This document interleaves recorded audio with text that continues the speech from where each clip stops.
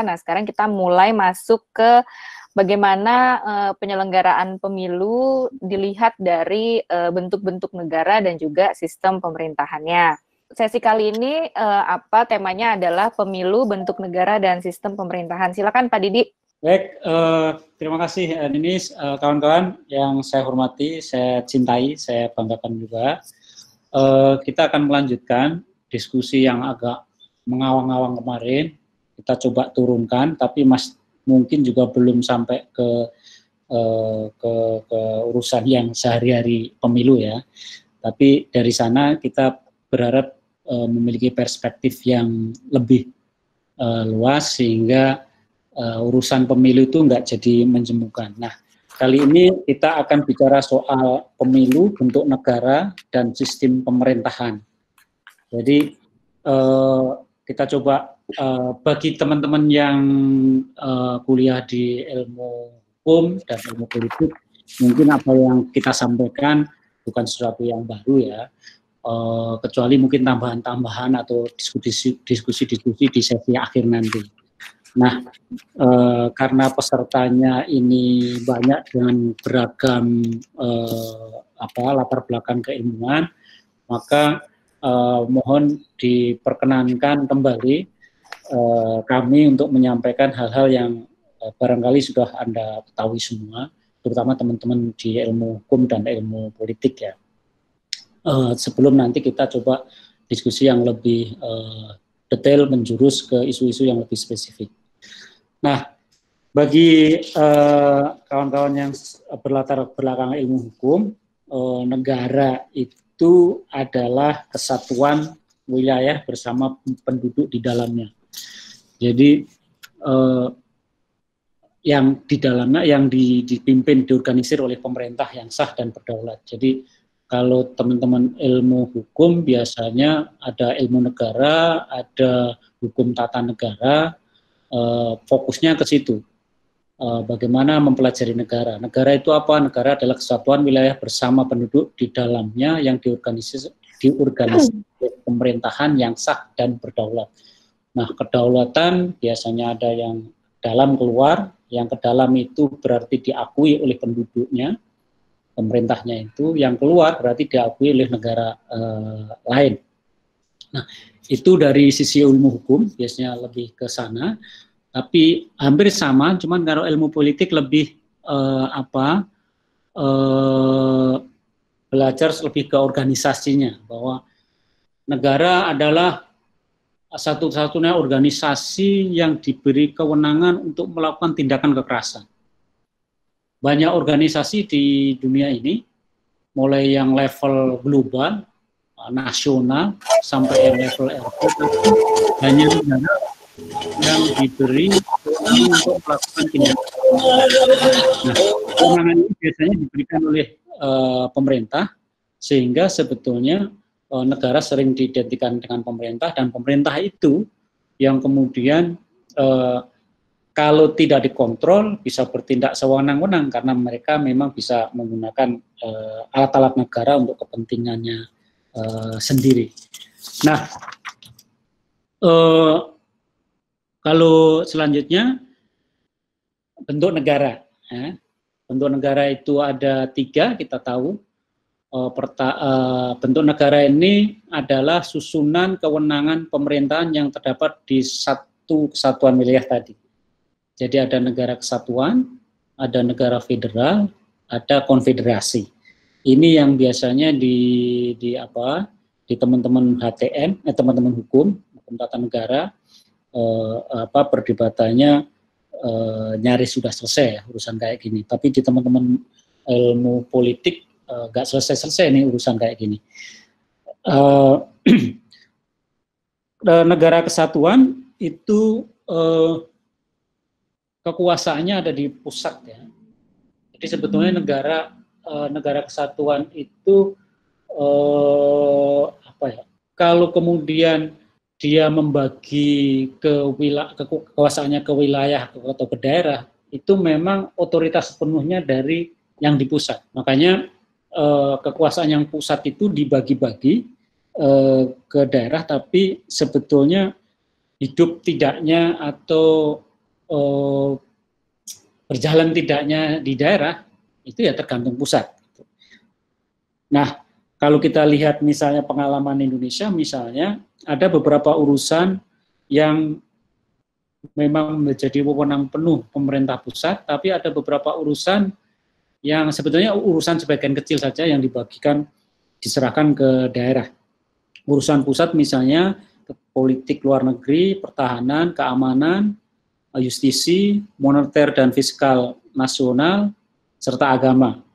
Nah, sementara kepada daerah itu diberi beberapa urusan. Kalau misalnya kita baca undang-undang pemerintahan daerah dan undang-undang keuangan daerah, itu kan ada beberapa, misalnya daerah diberi kewenangan untuk mengurusi apa yang disebut dengan pelayanan dasar, wajib pelayanan dasar, pendidikan, kesehatan, pekerjaan umum, perumahan rakyat, dan permukiman. Kemudian ada pelayanan bukan dasar, tenaga kerja, pangan, dan lain-lain. Nah, ini yang diberikan oleh pusat kepada daerah.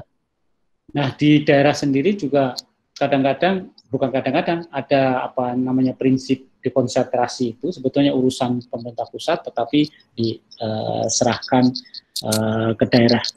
Nah, beda lagi dengan negara federasi. Kalau negara federasi ini negara yang dibentuk oleh negara sebetulnya. Jadi kalau kita lihat ya prototip yang paling sering diungkapkan Amerika dan negara-negara bagian, kemudian mereka maaf itu panahnya belum sempat dikoreksi ya. Panahnya mestinya ke arah negara federal gitu ya. Jadi pemerintah ini bergabung sepakat membentuk pemerintahan federal, dan pemerintahan federal itu sudah dibatasi kekuasaannya. Biasanya itu terkait dengan hubungan internasional, pertahanan, mata uang, dan komunikasi. Urusan lain lebih banyak menjadi urusan asli negara yang bersangkutan. Nah, dulu kita pernah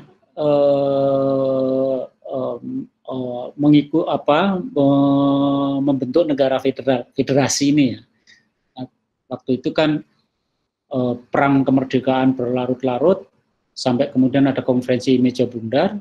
Dari konferensi meja bundar Belanda menawarkan setengah memaksa ya, oke Indonesia silakan merdeka tapi bentuk negaranya adalah federasi.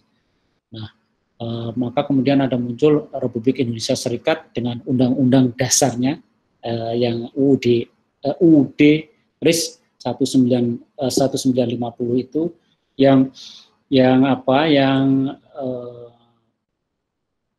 membentuk Republik Indonesia Serikat itu berdasarkan dari sejumlah negara bagian, salah satunya adalah Republik Indonesia yang berbasis di Jogja waktu itu. Nah, yang lebih besar lagi adalah apa yang disebut dengan negara konfederasi.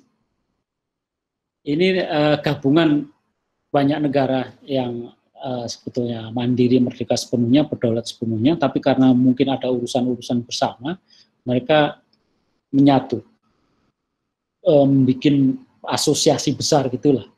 Nah, contoh yang paling konkret sebetulnya Uni Eropa untuk bicara negara konfederasi ini. Dulu ada persemakmuran ya, Commonwealth, negara yang di bawah bekas jajahan Inggris itu, tapi kayaknya belakangan ini negara-negara persemakmuran, konfederasi persemakmuran tidak begitu eksis lagi. Nah, konfederasi Eropa juga menghadapi masalah ketika Inggris mulai keluar dari Uni Eropa. Nah, yang menarik meskipun ini negara gabungan organisasi gabungan negara, tapi Uni Eropa itu kan lebih spesifik mereka. Ada hal-hal yang memang lebih mengarah ke negara serikat. Misalnya dia punya parlemen Eropa, punya divisi-divisi yang mengurus kepentingan bersama. Jadi sebetulnya hampir sama lah gitu.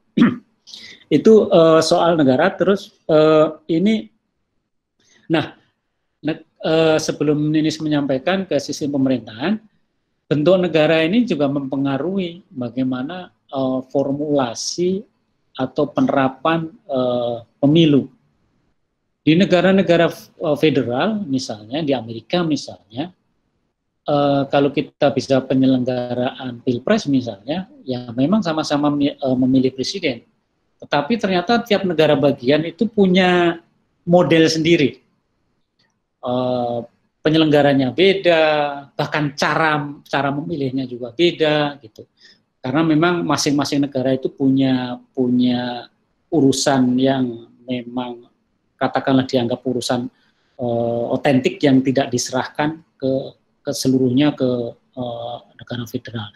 Nah, berbeda dengan negara kesatuan kayak Indonesia atau Inggris misalnya, hampir sama. Kalau menggelar pemilu dari pemilu nasional, ya sama, modelnya sama, bentuknya sama, bahkan panitianya juga sama. Nah, di konfederasi beda lagi.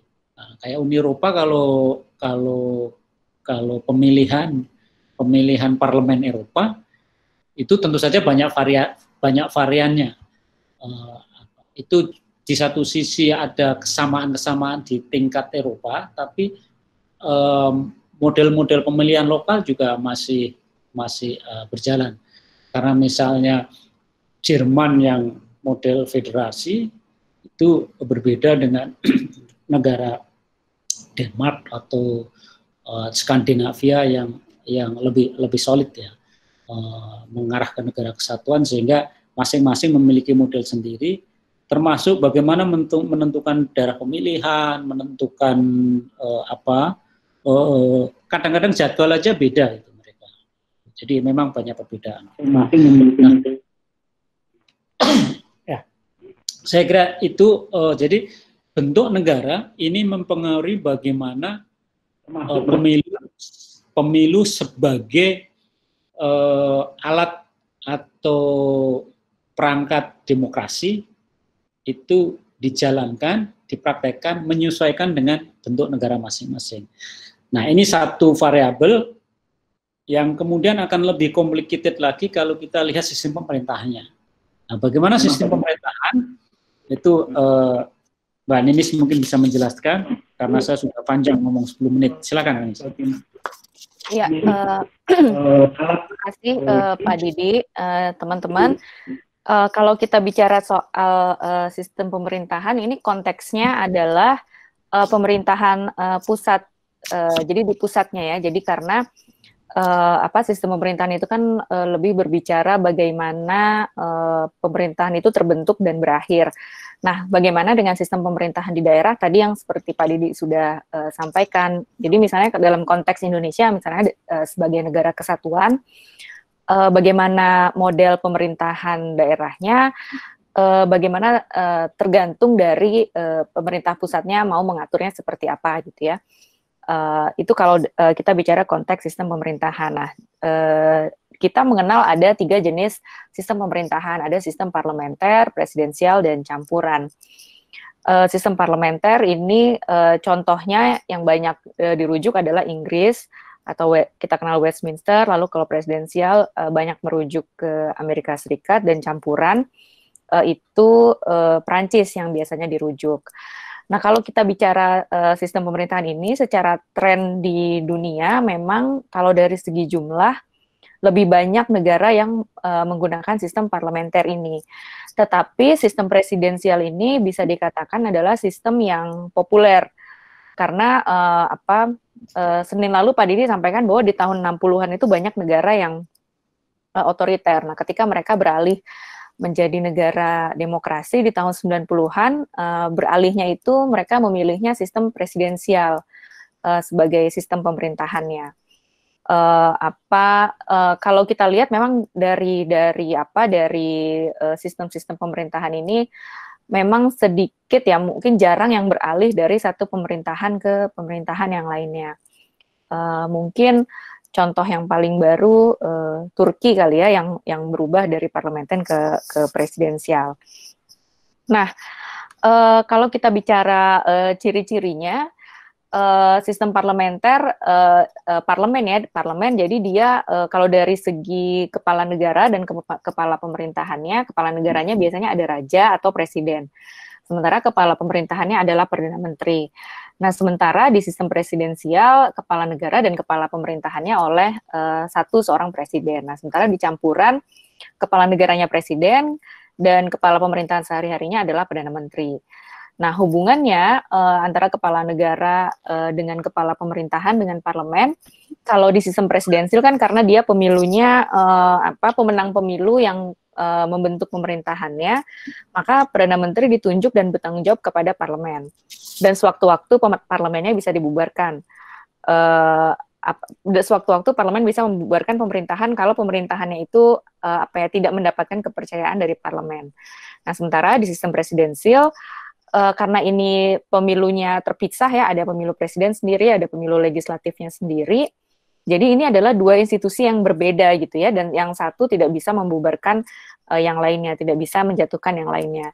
Jadi mereka bekerja bersama-sama. Misalnya kalau dalam konteks Indonesia, ya presiden bekerja sama dengan DPR membahas undang-undang, membahas APBN.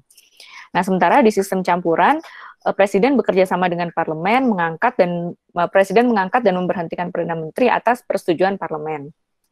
Nah, tadi soal pemilihannya, pemilihan kepala pemerintahan dan anggota parlemennya, pemilu memilih anggota parlemen satu kali, lalu parlemen memilih Perdana Menteri, dan biasanya anggota kabinet itu adalah juga anggota parlemen itu. Nah, sementara kalau di pemilihan di sistem presidensial, ada pemilu presiden, ada pemilu anggota legislatif yang masing-masing ada masa kerjanya gitu ya, dan ada masa kerja presiden dan juga anggota parlemen.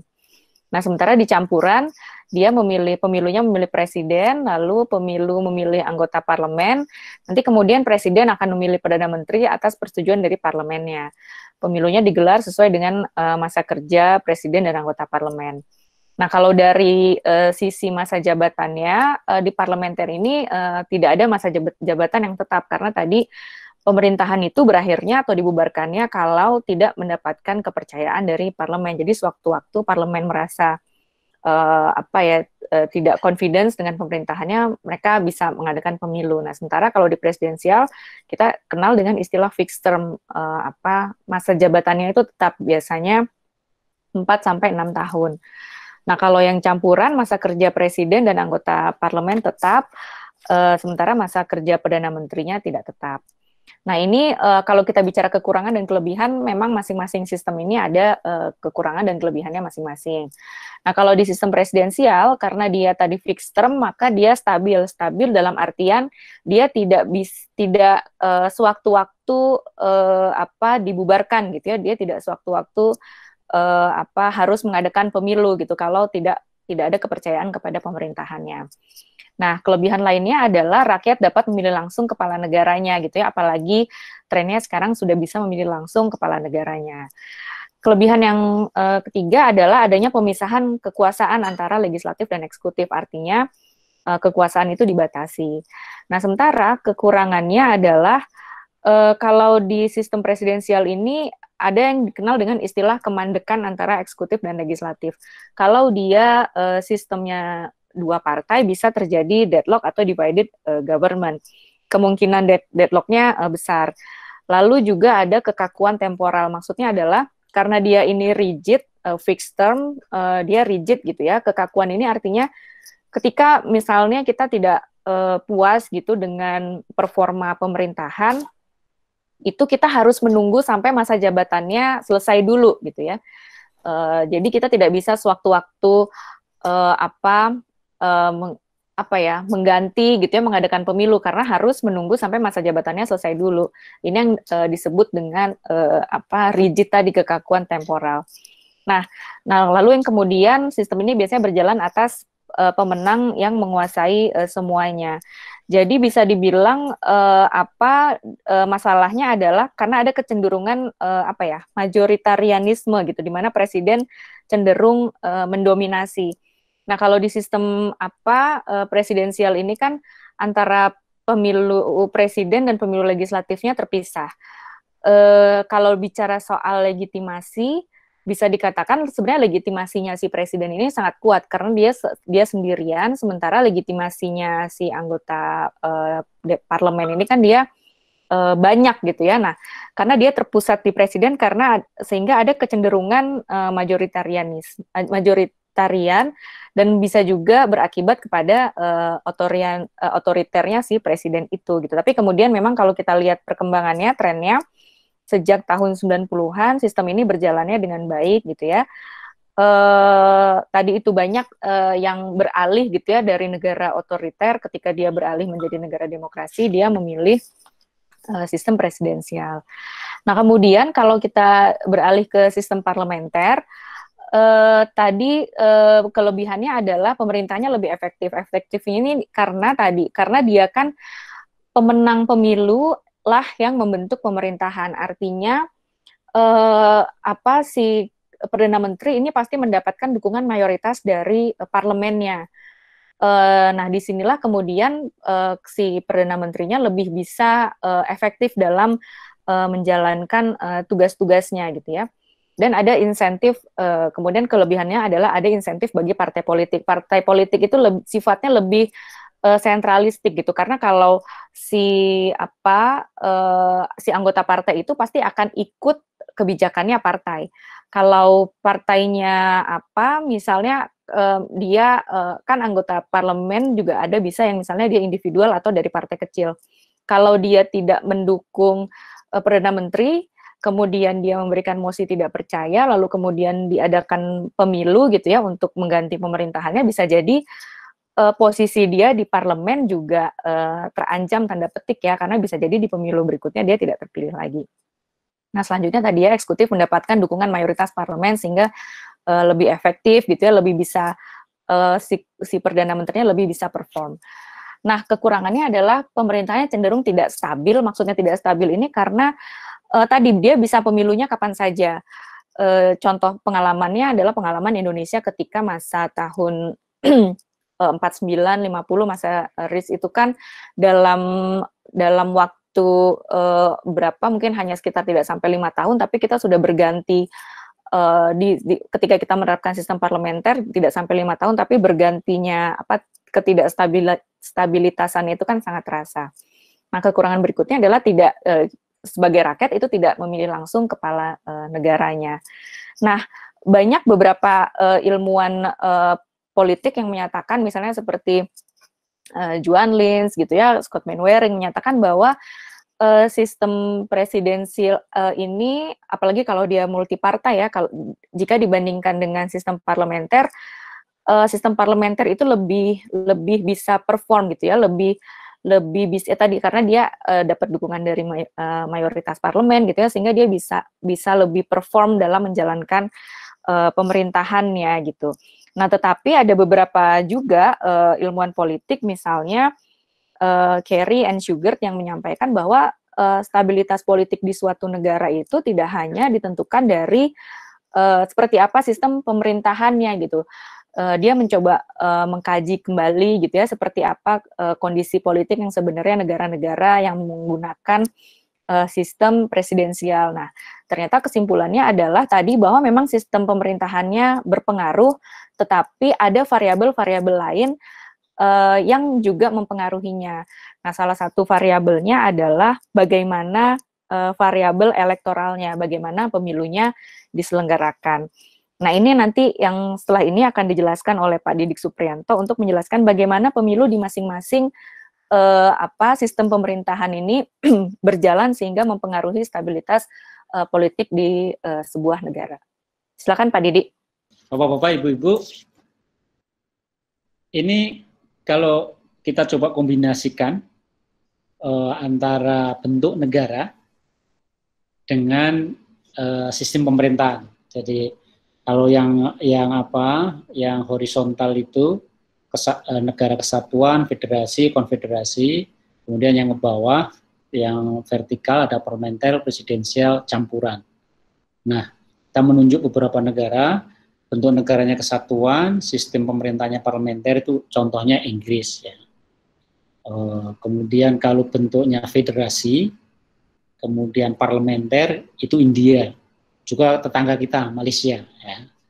Kalau konfederasi parlementer sebetulnya nggak sekuat parlemen setiap negara ya, tapi namanya ada parlemen Eropa, tapi tidak ada semacam kayak orang yang memiliki kekuasaan penuh kayak perdana menteri itu enggak, tapi ada parlemennya. Nah itu konfederasi di Uni Eropa. Kemudian kalau kita lihat negara kesatuan dengan presidensi sistem pemerintahan presidensial ya, contohnya Indonesia.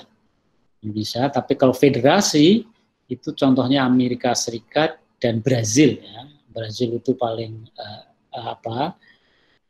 paling pas kita jadikan contoh sama kita, karena pengalaman bernegara, berdemokrasi itu jaraknya tidak terlalu jauh lah. Demikian juga dengan tingkat pluralitas masyarakatnya itu nggak beda dengan kita. Memang yang bedanya hanya di sana dominan Katolik, di sini dominan Muslim, kayak seperti itu aja. Ekonominya nggak jauh beda, ya meskipun lebih tinggi sana ya. Tapi jangan bicara soal sepak bola gitu. Di sana nggak ada, karena nggak ada gajah di Eropa, di Amerika Latin, maka nggak ada sepak bola gajah. Beda dengan di sini, di Sumatera banyak gajah gitu. Nah, kemudian ya yang konfederasi presidensial nggak ada ya. Terus campuran ini Prancis rata-rata negara Prancis itu jajahannya kan ada di Afrika ya. Jadi banyak pemerintahan yang model campuran di Afrika. Kemudian sistem pemilunya kalau kita bicara di negara-negara Afrika itu kan juga sering-sering berganti, karena pada awalnya ketika otoritarisme itu jatuh, pemerintahan militer totaliter jatuh, biasanya mencoba mengadopsi sistemnya Prancis. Nah, sistem Prancis itu yang pakai mayoritarian dengan 2 putaran itu, itulah yang kemudian sering jadi masalah, menyebabkan perang saudara, karena kan kalau kita pakai sistem mayoritarian itu kan the winner take all. Jadi kalau satu dapil kursinya 1, meskipun selisihnya cuma 1% bahkan 1 suara, ya udah yang menang 1% atau 1 suara itu yang ngambil kursi.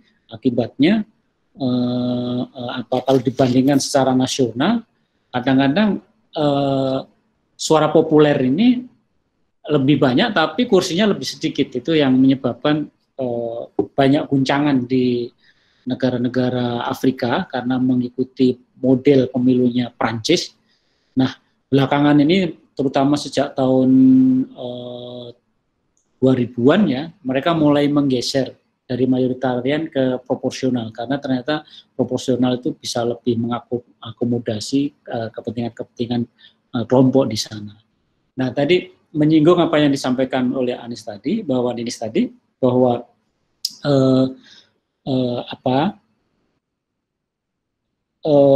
sistem pemerintahan mempengaruhi sistem pemerintahan ini kan sebetulnya pemerintahannya sendiri itu kan dibentuk melalui pemilu ya.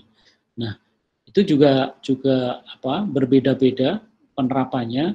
Kalau di negara kesatuan misalnya kayak Indonesia dan itu presidensialismenya kan sebetulnya di level provinsi, kabupaten, kota kan juga diadopsi itu.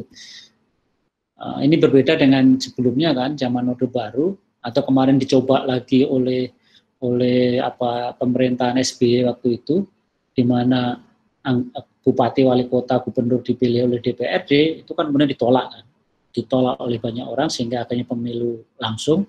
Nah, ini kan kira-kira kalau dalam bahasa saya, ini presidensialisme yang diterapkan di semua tingkatan, nasional, provinsi, kabupaten, kota. Nah, kalau di negara-negara federal, apa yang sistem pemerintahan, sistem pemilu yang ada di level federal itu berbeda jauh sekali dengan apa yang terjadi di negara bagian. Murni itu bagaimana negara bagian mengurus pemerintahannya itu ya ya tergantung mereka, termasuk bagaimana menentukan pemilunya. Oke, selanjutnya, nah agak rumit beberapa persoalan dibandingkan dengan parlementer. Presidensialisme ini kan lebih complicated karena pemilunya 2 kali, sementara kalau parlementer pemilunya sekali. Dalam konteks sejarah Indonesia memang parlementer tahun 50-an menimbulkan instabilitas pemerintahannya. Tetapi kalau kita baca studinya si Yuan Li, itu kan ternyata seperti disampaikan oleh Ninis tadi, sistem pemerintahan parlementer itu relatif lebih stabil dibandingkan dengan presidensial. Itu untuk kurun waktu tahun 60-an sampai tahun 90-an. Saya lupa angka-angkanya, tapi kesimpulannya seperti itu. Jadi mengingat banyaknya terjadi kekacauan di sistem presidensial, terutama di Amerika Latin yang waktu itu rame-rame menerapkan presidensialisme gaya Amerika, tapi kemudian karena belum siap, maka sering terjadi pergolakan. Kalau kita lihat sejarah Brazil misalnya, Brazil itu kan militer turun tahun 84. Pada saat militer turun disepakati untuk melakukan pemilu presiden. Maka terpilihlah presiden. Nah, 2 tahun kemudian ada pemilu parlemen. Ternyata partainya presiden ini gagal menguasai mayoritas parlemen. Makanya tidak begitu lama presiden terpilih ini kemudian dijatuhkan oleh parlemen, dimakzulkan lah gitu. Nah, berdasar pengalaman inilah maka kemudian Brazil termasuk negara pertama yang mencoba mengubah format pemilunya, termasuk yang kemudian jadi model kan pemilu serentak itu. Jadi pemilu presiden dan pemilu parlemen dibarengkan. Nah, memang lebih complicated kalau sistem kepartaiannya adalah multipartai. Sebab konstelasi pasca pemilu itu nggak begitu clear itu. Nah, kayak kita sebelum pemilu 2019 kemarin kan tidak nyambung. SBY dengan pemerintahnya, terutama yang di periode pertama, kemudian Jokowi di periode pertama kan tidak mendapat support dari parlemen karena parlemen dikuasai oleh partai lain atau koalisi partai lain. Nah, ini yang menyebabkan kenapa di negara-negara yang menerapkan sistem presidensial itu pemerintahannya sering stuck. Awalnya itu ada semacam tesis bahwa semua itu terjadi karena negara-negara yang menggunakan sistem presidensial itu pada saat yang sama menerapkan pemilu proporsional sehingga hasilnya multipartai. Jadi multipartai pemilu proporsional itu sebetulnya nggak kompatibel dengan sistem presidensial. Dan kemudian mereka merujuk ke Amerika. Menurut Amerika bisa stabil karena sistem pemilunya bukan pemilu parlemennya bukan proporsional yang menghasilkan multipartai, tapi pemilu mayoritarian yang menghasilkan republik dan demokrat. Tapi ternyata tesis ini juga akhirnya terkoreksi juga. Pada zaman Obama misalnya, pemerintahan sempat terhenti gara-gara Senat dikuasai oleh Republik. Demikian juga kemarin zamannya ini siapa presiden sekarang ini, Trump, itu kan sempat shutdown juga. Kenapa shutdown? Karena DPR dikuasai oleh Demokrat, sementara presidennya dari Republik, sehingga rancangan kebijakan dari Trump ditolak mentah-mentah oleh Demokrat. Selama rancangan anggaran belum disetujui, ya akhirnya shutdown, pemerintahan nggak berjalan. kecuali birokrasi utamanya. Ya. Nah, zamannya Obama juga seperti itu. Jadi masalahnya bukan apakah presidensialisme ini kompatibel atau tidak dengan sistem pemilunya.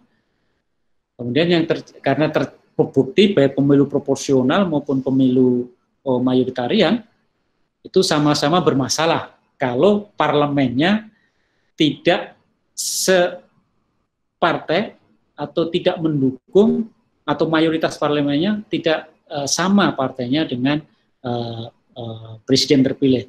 Apa yang kemudian dikenal dengan istilah divided government. Pemerintahan yang terbelah, maksudnya pemerintahan di mana presiden terpilih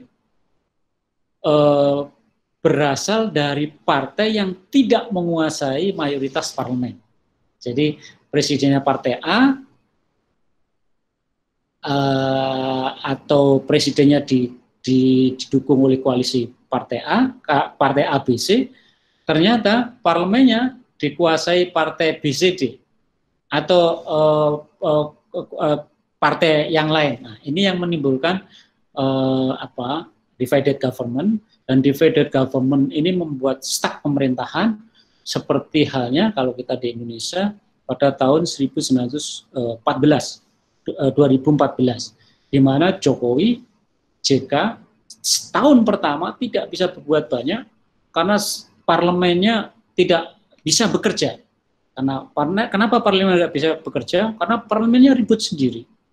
Harus mengubah macam-macam karena mereka pengen menguasai semua kursi kan. Nah, situasinya baru reda setahun kemudian setelah JK berhasil menarik Golkar untuk duduk di kabinetnya Jokowi. Dengan demikian pemerintahan Jokowi JK dapat dukungan mayoritas karena Golkar akhirnya mendukung pemerintah. Itu problem presidensialisme di multi partai, tapi ternyata sebetulnya problemnya nggak hanya di multi partai, tapi juga di mayoritarian, dwi partai.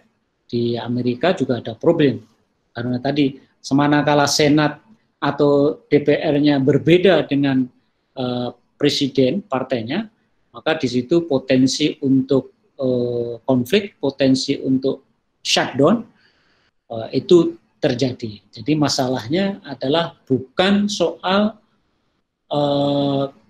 kompatibel apa tidaknya sistem mayoritarian atau proporsional atau sistem pemilu dengan sistem pemerintahan, tapi kalau belajar dari pengalaman banyak negara, kemudian orang menyimpulkan bahwa sebetulnya variabel yang lebih berpengaruh itu soal waktu penyelenggaraan pemilu. Makanya kemudian istilah pemilu serentak itu muncul. Oke, itu nih. Selanjutnya, nah ini beberapa contoh di Indonesia ya. Sistem kita pernah pakai sistem parlementer antara 1949 sampai 59. Nah, yang menarik kan gini di parlementer kita itu waktu itu. Sebelum pemilu itu kan diyakini bahwa parlemen ini gonta-ganti kabinet karena DPR-nya itu tidak punya legitimasi, karena DPR-nya kan waktu itu belum ada pemilu sehingga dipilih berdasarkan kesepakatannya. Semua tokoh politik berharap pemilu 55 akan menciptakan stabilitas pemerintahan. Tapi kan ternyata sebaliknya terjadi. Karena kita multi partai betul-betul, maka harapan itu nggak tercapai sehingga terjadi gonta-ganti kabinet karena koalisi untuk menguasai mayoritas parlemen itu selalu berganti-ganti. Nah, makanya situasi itulah yang mendorong tentara mendukung Presiden Soekarno untuk membubarkan parlemen hasil pemilu 55, kemudian kembali ke UUD 45, apalagi konstituante yang diharapkan segera melahirkan konstitusi itu ternyata tidak selesai-selesai. Ya, sehingga kemudian Indonesia memasukkan politik baru ketika Soekarno menerapkan demokrasi terpimpin di mana Soekarno nggak percaya lagi dengan pemilu. Iya Pak Didi. Nah, jadi Ibu Bapak, kalau kita bawa ke konteks Indonesia ya, tadi Indonesia sebagai negara kesatuan, kalau melihat negara kesatuan itu kan tadi bahwa bagaimana bentuk pemerintahan di daerahnya tergantung bagaimana pemerintah pusat mengaturnya. Dan ternyata pemerintah pusat kita mengaturnya bahwa pemerintahan di daerah itu menduplikasi ya seperti di pemerintahan pusatnya. Jadi di daerah pun di level provinsi dan kabupaten kota juga ada eksekutifnya dan juga ada legislatifnya. Jadi bisa dibilang bahwa kita punya 3 tingkatan pemerintahan. Ada pemerintahan pusat, pemerintahan provinsi, dan juga pemerintahan di kabupaten kota. Nah, di setiap level ini ada pemilunya gitu ya, walaupun pemilunya belum selaras gitu ya, karena sepanjang pengalaman pemilu kita sampai pemilu 2014 yang lalu kan kita memilih DPR, DPD, DPRD provinsi, DPRD kabupaten kota, lalu selang 2 bulan kemudian kita memilih presiden dan wakil presiden. Nah, kemudian pemilihan kepala daerah itu kan tersebar waktunya gitu, tersebar. Bahkan waktu itu sempat ada ungkapan kita tuh tiada hari tanpa pemilu, tiada hari tanpa pilkada, karena waktunya yang tersebar tadi. Nah, kemudian yang menjadi pertanyaan adalah bagaimana format pemilu yang baik untuk konteks Indonesia.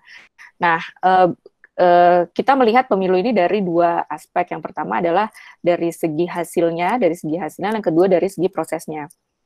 Nah, kalau dari prosesnya tentu pemilu yang baik adalah pemilu yang juga memperhatikan gitu ya, bagaimana mempertimbangkan kepentingan pemilih, penyelenggara, peserta itu ada calon, ada partai politik, itu juga menjadi pertimbangan gitu ya, bagaimana aktor-aktor pemilu ini tidak terbebani gitu ya dengan penyelenggaraan pemilu. Nah, yang kemudian kalau dari sisi hasil, saya mengutip dari putusan MK nomor 55 tahun 2019. Ini adalah permohonan yang diajukan oleh Perludem terkait dengan penataan jadwal waktu penyelenggaraan pemilu. Nah, dalam pertimbangan hukumnya, MK menyebutkan bahwa desain sistem pemilu kita haruslah sistem pemilu yang memperkuat sistem presidensial, karena sistem presidensial adalah sistem pemerintahan yang disepakati dalam konstitusi kita. Artinya, hasil pemilu itu haruslah hasil pemilu yang tadi itu menuju ke arah efektivitas sistem presidensial. Nah, kalau kita bicara tadi sistem pemerintahan, itu konteksnya adalah konteks pemerintahan pusat, tapi kan pemerintahan daerah kita menduplikasi yang di pusat tadi. Di daerah juga ada eksekutif daerah dan juga ada legislatif daerah. Pemerintahan di daerah juga didorong supaya berjalan efektif gitu. Nah, pengalaman di Indonesia, kalau Pak Didi itu menyebutkan bahwa pemilu di Indonesia adalah pemilu yang unmanageable gitu ya. Sebelum kita pemilunya 5 kotak seperti 2019 yang lalu pun, itu sudah unmanageable. Karena untuk pemilu legislatif, ada banyak sekali yang harus dipilih dari sisi pemilih ya. Ada sekian banyak 4 surat suara yang harus dipilih oleh pemilih, di mana surat suaranya besar-besar. Pemilih harus mencari tahu, harus mengenal, mempelajari sekian banyak calon-calon yang ditawarkan oleh partai politik. Nah, lalu dari sisi partai sendiri, kita sama-sama tahu bahwa proses kaderisasi di internal partai politik juga belum maksimal. Artinya kan partai itu mencalonkan orang untuk menjadi calon anggota legislatif itu selalu masa-masa pemilu saja gitu. Jadi bisa dibayangkan ketika masa pemilu, partai politik itu harus mencari sekian banyak orang untuk dicalonkan. Belum tentu juga orang-orang itu punya visi misi yang sama dengan partainya, punya ideologi yang sama dengan partainya, karena semuanya serba instan. Bagi penyelenggara juga kesulitan gitu ya, karena misalnya dari segi beban juga tidak seimbang. Karena kalau dulu kita seperti yang saya sebutkan tadi, ada pemilu legislatif, 4 tadi yang memilih 4, DPR, DPD, DPRD provinsi, DPRD kabupaten kota, lalu memilih selang 2 bulan kemudian memilih presiden, lalu di tengah-tengah di rentang itu ada pilkada yang tersebar, bebannya juga tidak seimbang. Beban ketika menyelenggarakan pemilihan legislatif itu sangat berat jika dibandingkan dengan beban menyelenggarakan pilpres ataupun pilkada. Karena dari sisi misalnya dari sisi banyaknya formulir yang harus ditulis, yang harus dihitung, kita masih menghitung dengan rekapitulasinya masih dilakukan secara manual dan berjenjang, bebannya itu sangat timpang gitu ya. Sementara kalau di pemilihan presiden dan pilkada, bebannya jauh lebih ringan karena bergantung dari jumlah calonnya. Pengalaman kita di Indonesia secara jumlah calon paling banyak dalam pilpres itu 5. Kalau untuk pilkada mungkin 10 calon paling banyak yang pernah ada gitu ya. Jadi beban inilah yang tidak seimbang, sehingga apalagi di pemilu 2019 yang lalu ditambah lagi dengan presiden akhirnya 5 kotak, belum lagi tingkat kompetisi yang sangat sengit gitu ya, tekanan bagi penyelenggara pemilu di tingkat KPPS juga sangat besar, akhirnya banyak memakan korban.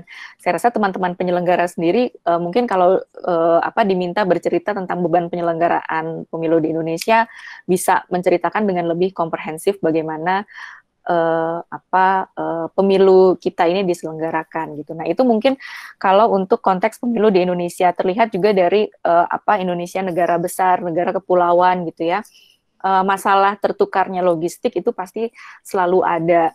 Masalah terlambatnya distribusi logistik sampai dengan ke TPS juga selalu ada gitu ya, karena ya ini kita negara kesatuan dan kepulauan gitu ya. Kesulitan itu yang pasti akan dihadapi oleh penyelenggara pemilu, sehingga tadi sekali lagi mengutip Pak Didi bahwa pemilu di Indonesia itu unmanageable. Nah, untuk itulah ini perlu ditata kembali gitu ya, bagaimana manajemen, bagaimana jadwal penyelenggaraan pemilu. Karena kalau kita bicara tadi soal tujuan pemilu, misalnya dari hasil pemilu itu adalah untuk mengefektifkan sistem presidensial, beberapa ahli juga menyebutkan efektivitas sistem presidensial itu bukan sekedar dilihat dari sistem efektivitas pemerintahan itu bukan sekedar dilihat dari apakah dia menggunakan sistem parlementer atau sistem presidensial atau sistem campuran, tapi juga ada faktor lain, misalnya dengan menyerentakkan pemilunya gitu ya, pemilunya tidak terpisah. Nah, Pak Didi kemudian akan menjelaskan lebih detail lagi pemilu-pemilu di Indonesia dan juga bagaimana format pemilu kita yang tadi secara proses dia bisa mempertimbangkan kepentingan pemilih, penyelenggara, peserta, dan juga dari sisi hasilnya bisa tadi yang mendorong efektivitas sistem presidensial. Silakan Pak Didi. Ya, kalau kita pelajari dari pemilu ke pemilu, kalau pemilu 55 kan memang pemilu pertama ya, pemilu pertama yang berdasarkan UUDS saat itu, Undang-Undang Dasar Sementara, kita menganut sistem parlementer dan konsentrasi kita hanya memilih parlemen di nasional dan konstituante. Konstituante itu lembaga yang diminta untuk menyusun konstitusi yang akhirnya dibubarkan Presiden Soekarno karena terlalu bertele-tele, perdebatannya terlalu panjang sehingga kembali ke UUD 45. Nah, di Pak Karno sendiri tidak percaya dengan pemilu, dia percaya dengan kekuatan golongan-golongan, beliau percaya dengan demokrasi terpimpin, maka selama masa beliau memimpin Republik ini ya nggak digelar pemilu. Nah, pada zaman Orde Baru sebaliknya, rezim militer ini percaya betul bahwa pemilu adalah alat legitimasi politik, sehingga mereka sudah sejak awal bertekad menggelar pemilu. Awalnya tentara Seskowat waktu itu mengusulkan sistem pemilu mayoritarian, atau dalam bahasa kita sering disebut dengan pemilu sistem distrik, 1 daerah pemilihan kursinya 1. Dengan cara demikian militer waktu itu sudah meyakini kalau sistem distrik yang diterapkan, maka militer lewat Partai Golkar akan bisa menguasai parlemen. Tapi partai-partai nggak mau, sehingga kemudian terjadi kompromi. Oke, Presiden Soeharto sebagai representasi dari kekuatan militer sepakat tetap mempertahankan pemilu proporsional. Kompensasinya adalah tentara mendapat kursi gratis di DPR. Jadi ini konsensus nasional lah. Jadi sebetulnya kenapa tentara masuk ke parlemen itu sebetulnya ya karena kesepakatan tentara dengan partai politik saat itu. Jadi partai politik juga sebetulnya yang mendorong tentara masuk ke parlemen, karena partai politik kita waktu itu memang nggak mau menggunakan sistem pemilu mayoritarian yang ditawarkan oleh tentara. Nah, yang menarik waktu itu adalah Orde Baru sadar betul akan potensi pemilu untuk menjaga integrasi nasional. Jadi pemilu tidak sekedar alat legitimasi politik karena memilih wakil-wakil rakyat di DPR, MPR, DPRD dan lain-lain yang kemudian mengangkat presiden dan kepala daerah. Tapi tentara yakin betul pemilu ini bisa jadi alat untuk mengintegrasikan, menjaga integrasi nasional. Nah, caranya gimana? Caranya dengan menyerentakkan, membarengkan ya pemilu DPR, DPR provinsi, DPR dan kabupaten kota. Sebab sudah jadi hukum politik ya, hukum pemilu lah, gitu. Kayak semacam lebih dari sekedar formal ya, hukumnya aksioma. Kalau pemilu legislatif dilakukan berbarengan, maka hasilnya akan sama. Kalau DPR nasional, DPR Golkar mendapatkan 50, katakan mendapatkan 60%, maka provinsi ya kurang lebih 60%, kabupaten 60%. Nah, ini yang memungkinkan Golkar bisa menguasai nasional, daerah, provinsi, dan kabupaten kota. Di sisi lain, partai-partai ini, terutama Golkar, karena pemilunya bareng, maka sifat sentralistik itu bisa segera dicapai. Jadi perlawanan dari daerah lewat DPRD, kabupaten kota maupun provinsi tidak mungkin terjadi. Karena apa? Karena semua kursinya dikuasai oleh DPR yang menguasai Jakarta. Jadi atas dasar inilah maka pemilu DPR, DPRD provinsi, DPRD kabupaten kota itu dilakukan berbarengan dan kemudian diteruskan di pemilu zaman reformasi, pemilu transisi 99, dan dilanjutkan lagi di pemilu pasca perubahan UUD 45. Nah, ini bukan sekedar kebiasaan, tapi lebih karena faktor kalkulasi politik yang dilakukan oleh peserta pemilu, dalam hal ini partai politik. Mereka memang lebih suka menggunakan sistem pemilu legislatif, format pemilu legislatif yang dilakukan berbeda dengan pemilu presiden ataupun pilkada, karena ini akan memudahkan partai. Partai akan bekerja cuma sekali dalam 5 tahun, itu yang pertama. Dan yang terpenting lagi adalah partai tidak gampang dikontrol. Kenapa tidak gampang dikontrol? Karena kesalahan-kesalahan yang dilakukan oleh eksekutif misalnya, itu nggak berhubungan langsung dengan partai. Memang ada pemilu presiden, memang ada pilkada di mana calon-calonnya diajukan oleh partai politik. Tetapi kontrak partai politik dengan calon itu selesai pada saat berkas calon itu disampaikan ke KPU. Yang selanjutnya bekerja adalah tim suksesnya masing-masing calon. Sehingga ketika presiden, gubernur, bupati, wali kota berkuasa, praktis rakyat ini ya melihat mereka. Dia tidak banyak menuntut tanggung jawab partai, karena partai juga sudah melempar tanggung jawab itu. Nah, ini yang menyebabkan partai itu memang menyukai sistem ini. Yang kedua, kalau pemilunya bareng, legislatif bareng, kan dia 5 tahun sekali bekerja, dan 5 tahun juga evaluasi terhadap legislatif itu baru dilakukan oleh pemilih. Jadi kalau pada tahun pertama katakanlah kita memilih partai A, tahun kedua kita mulai jengkel sama partai A, tahun ketiga jengkel memuncak tapi nggak bisa berbuat apa-apa, tahun keempat kita lupa ada masalah itu, tahun kelima didatangi lagi, kita milih partai A lagi, atau kalau nggak milih partai A, milih partai baru. Itu perilaku pemilih kita. Kenapa? Karena pada saat jengkel-jengkelnya, marah kita pada partai politik, tidak ada pemilu. Makanya partai nggak suka dengan pemilu yang dalam jangka 5 tahun ada 2 kali pemilu, karena koreksi pemilih itu akan terasa betul buat partai. Sebagai ilustrasi, pemilu 2009 Partai Demokrat menang, ya, menang, presidennya Demokrat, DPR dikuasai, bukan dikuasai ya, dia paling banyak, demikian juga di beberapa daerah. Nah, Anda bayangkan kalau pada tahun 2011 itu ada pemilu daerah. Anda bayangkan bagaimana pemilih di Jogja menilai, mengawasi, atau menjatuhkan pilihan terhadap Demokrat.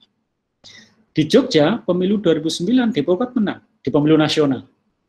Tapi kalau misalnya 2011 itu dilakukan pemilu lokal, maka suara Demokrat akan habis. Kenapa habis? Karena waktu itu sedang rame-ramenya pembahasan soal undang-undang keistimewaan Jogja. Pemerintah nasional, SBY dan Partai Demokrat ingin agar kepala daerah dipilih. Sementara rakyat Jogja pada tahun 2011 itu, rakyat Jogja menghendaki nggak ada pemilihan buat gubernur, langsung ditetapkan saja. Sehingga waktu itu rakyat Jogja protesnya kencang. Anda bayangkan kalau misalnya saat itu ada pemilu daerah, pasti Demokrat akan habis suaranya. Karena apa? Karena hukuman terhadap kebijakan nasional akan dilakukan oleh pemilih dengan cara tidak memilih partainya presiden yang ada di daerah, dalam hal ini Partai Demokrat. Nah, itu gunanya pemilu lokal daerah. Makanya setelah pemilu serentak 2019 kemarin, kita coba evaluasi dan mendorong ke MK supaya membuat pemilu nasional dan pemilu daerah. Tujuan kita adalah agar dari segi penyelenggara tadi sudah Nini sampaikan itu lebih ringan. Dari segi pemilih akan lebih efektif untuk menghukum partai. Karena kalau dia kecewa terhadap pilihannya pada saat pemilu nasional, maka pada saat pemilu daerah dia tidak akan memilih partai dan calon yang diajukan oleh partai tersebut. Nah, kemudian dari sistem pemerintahan kita juga berdasarkan banyak riset terutama di negara-negara Amerika Latin, pemilu serentak itu mampu menciptakan pemerintahan kongruen. Maksudnya bisa dihindari pemerintahan terbelah karena pejabat eksekutif yang terpilih itu akan mendapat dukungan mayoritas parlemen. Di 2019 di level nasional itu sudah terbukti. Jokowi menang, kemudian kemenangan Jokowi diikuti oleh kemenangan partai-partai yang mendukung Jokowi. Nilainya 62% atau berapa itu. Sebetulnya kan tanpa merekrut Gerindra, Jokowi Amin ini kan sudah bisa. Tapi mungkin dalam rangka rekonsiliasi nasional atau pertimbangan-pertimbangan lain, Gerindra direkrut. Sehingga sekarang relatif pemerintahan Jokowi ini stabil karena didukung mayoritas parlemen, sehingga sangat percaya diri. Untuk kepercayaan dirinya adalah ketika mau omnibus lapangan kerja itu, undang-undang KPK itu, dia nggak dengarkan suara rakyatnya, dia percaya diri kan, karena presiden mendapat dukungan mayoritas. Itu salah satu sisi buruknya. Tapi kalau misalnya ada pilkada, pemilu daerah 2 tahun lagi, atau 2,5 tahun lagi, atau 3 tahun lagi, ya pasti koalisi nasional ini akan dihukum oleh pemilih pada saat melakukan pilkada. Nah, kalau kita lihat dan putusan MK sebetulnya sudah mendorong agar pemilu nasional itu diserentakkan. Presiden, DPR, DPRD diserentakkan. Pemilu untuk DPRD dan kepala daerah terserah pembuat undang-undang mau dibarengkan dengan pemilu nasional ini atau mau dipisah. Masing-masing ada konsekuensinya, tapi yang kita dorong sekarang adalah pemilu nasional dan daerah, dan kalau kita lihat pertimbangan-pertimbangan MK juga mengarahkan ke sana. Cuman sekali lagi, yang membuat undang-undang adalah partai politik, yang punya kaki tangan di DPR, punya kaki tangan di eksekutif. Makanya bisa jadi gagasan-gagasan ideal dari para aktivis, para akademisi ini mentok lagi. Meskipun MK sudah mengarahkan supaya pemilu nasional, pemilu daerah, tapi kalau mereka nggak mau, ya apa boleh buat. Karena mereka memang yang punya wewenang membentuk undang-undang. Nah, sampai di sini ceritanya, sehingga sekarang terus terang akibat dari putusan MK yang terakhir itu, Perludem sering disindir-sindir oleh partai politik. Tapi alhamdulillah kemarin putusan itu sudah jadi pegangan MK dalam rangka mereschedule pilkada. Jadi kan kalau undang-undang yang lama nomor 10 tahun 2016 itu kan pilkada mau diserentakkan pada 2024 dan kemudian 2029 sudah total serentak. Tapi dengan adanya putusan MK itu, rencana untuk menyerentakkan di 2004 dan 2009 ini kalau melihat hasil putusan kesepakatan di Komisi 2 kemarin kan akan ditata ulang lagi. Jadi memang masih ada peluang untuk bikin format pemilu yang ideal, meskipun sekali lagi itu tergantung pada pembuat undang-undang, dalam hal ini DPR dan pemerintah. Saya kira itu. Nis? Ya, oke. Pak Didi, saya rasa kalau untuk materinya tadi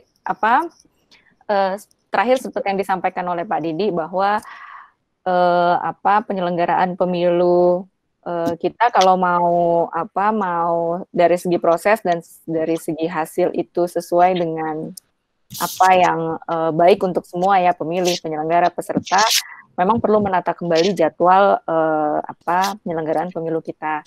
Nah, Pak Didi, sekarang kita masuk ke sesi tanya diskusi ya, bukan tanya jawab. Ini sudah ada beberapa Pak Didi yang bertanya. 3 dulu ya, karena ini ada agak banyak. Pertama dari Mas Purnomo menanyakan bagaimana jika menilik penyelenggaraan pemilihan kita dilihat dari distribusi kekuasaan pusat ke daerah.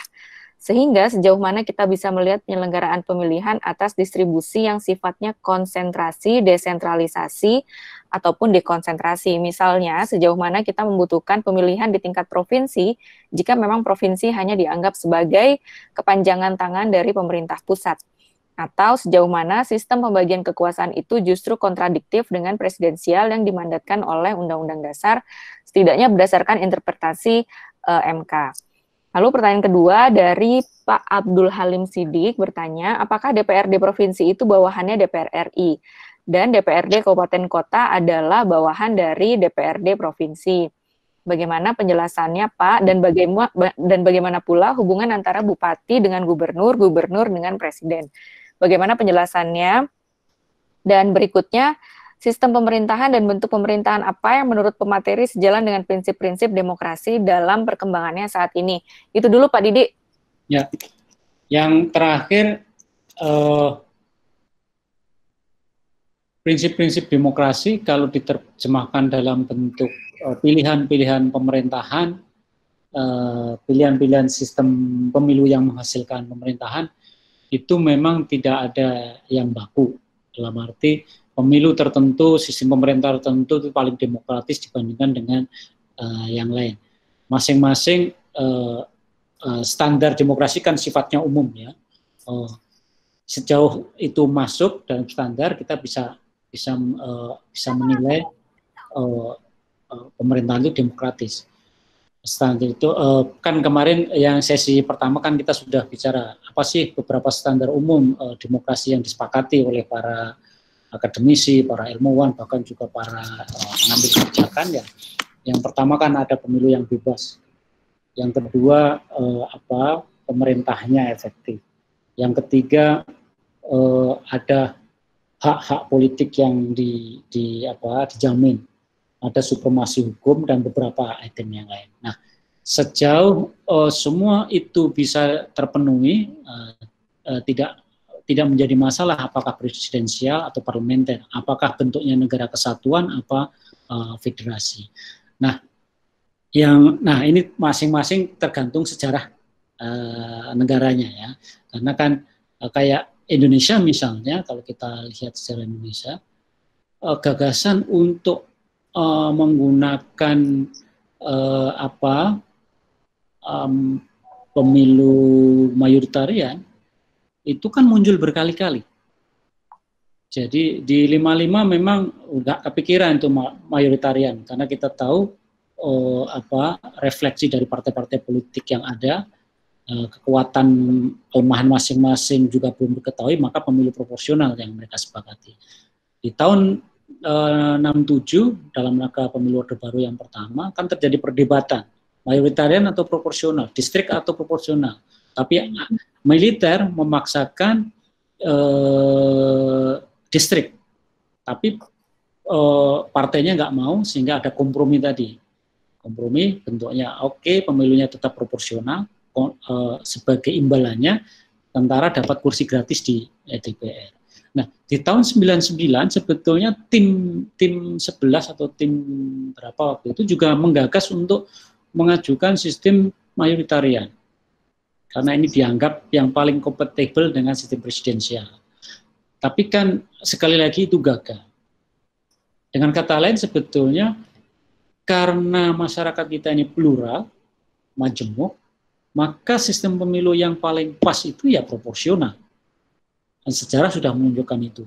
Soal proporsional terbuka atau tertutup masih ada perdebatan. Di ruang ini juga ada perdebatan, yang namanya Titi Anggreni itu selalu merasa pemilu proporsional daftar terbuka yang paling hebat itu. Tetapi Ninis misalnya penganut pemilu proporsional tertutup. Jadi di Perludem sendiri terjadi perdebatan yang nggak tiada henti itu, seperti itu. Nah, demikian juga di masyarakat secara umum ya. Nggak apa-apa, kita ikutin aja, karena memang kepala banyak orang, pengalaman banyak orang menyebabkan pendapat juga berbeda-beda. Nah, efeknya memang sistem pemilu itu ke sistem kepartean dan kemudian ke sistem pemerintahan. Nah, dan tidak ada satu kesimpulan, satu formula yang menyatakan bahwa sistem ini cocoknya ini, dan ini yang paling bagus, ini yang paling sesuai dengan standar demokrasi. Tidak ada seperti itu.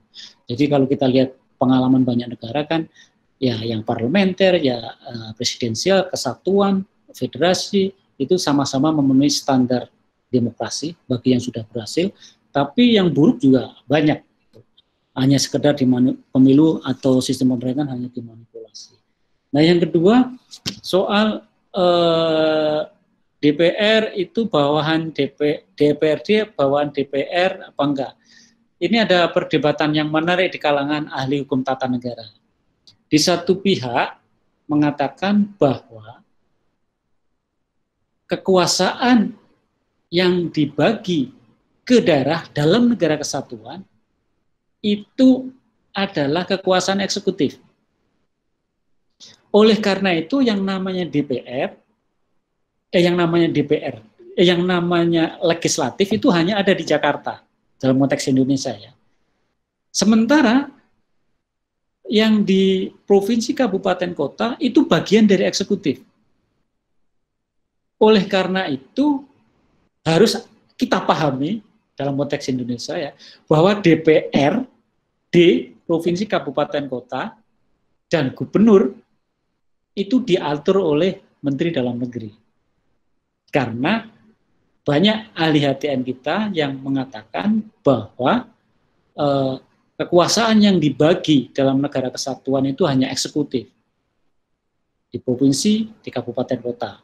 Itu. Tapi juga ada pendapat yang lain. Biasanya orang ilmu politik ini yang berpendapat seperti itu, bahwa yang namanya DPR itu wakil rakyat. Karena dia wakil rakyat, dia bisa mengatasnamakan rakyat, termasuk juga bagaimana dia mengatur pemerintahan. Dia memiliki wewenang yang memang diberikan oleh rakyat. Kalau nggak memiliki wewenang ikut pemerintah, ya ngapain bikin DPR? Kenapa nggak tunjuk gubernur saja? Kenapa nggak tunjuk bupati, wali kota saja gitu? Nah, ini juga perdebatan ini juga sedang terjadi di kita antara ahli HTN, hukum tata negara, yang percaya bahwa yang dalam negara kesatuan yang dibagi itu adalah kekuasaan eksekutif saja, tetapi para sebagian besar ilmuwan politik menyatakan bahwa DPRD itu juga representasi pemerintahan rakyat. Makanya dia mestinya punya kewenangan sendiri, punya tata kelola sendiri yang tidak dengan gampang diatur oleh orang pusat. Kira-kira seperti itu. Nah,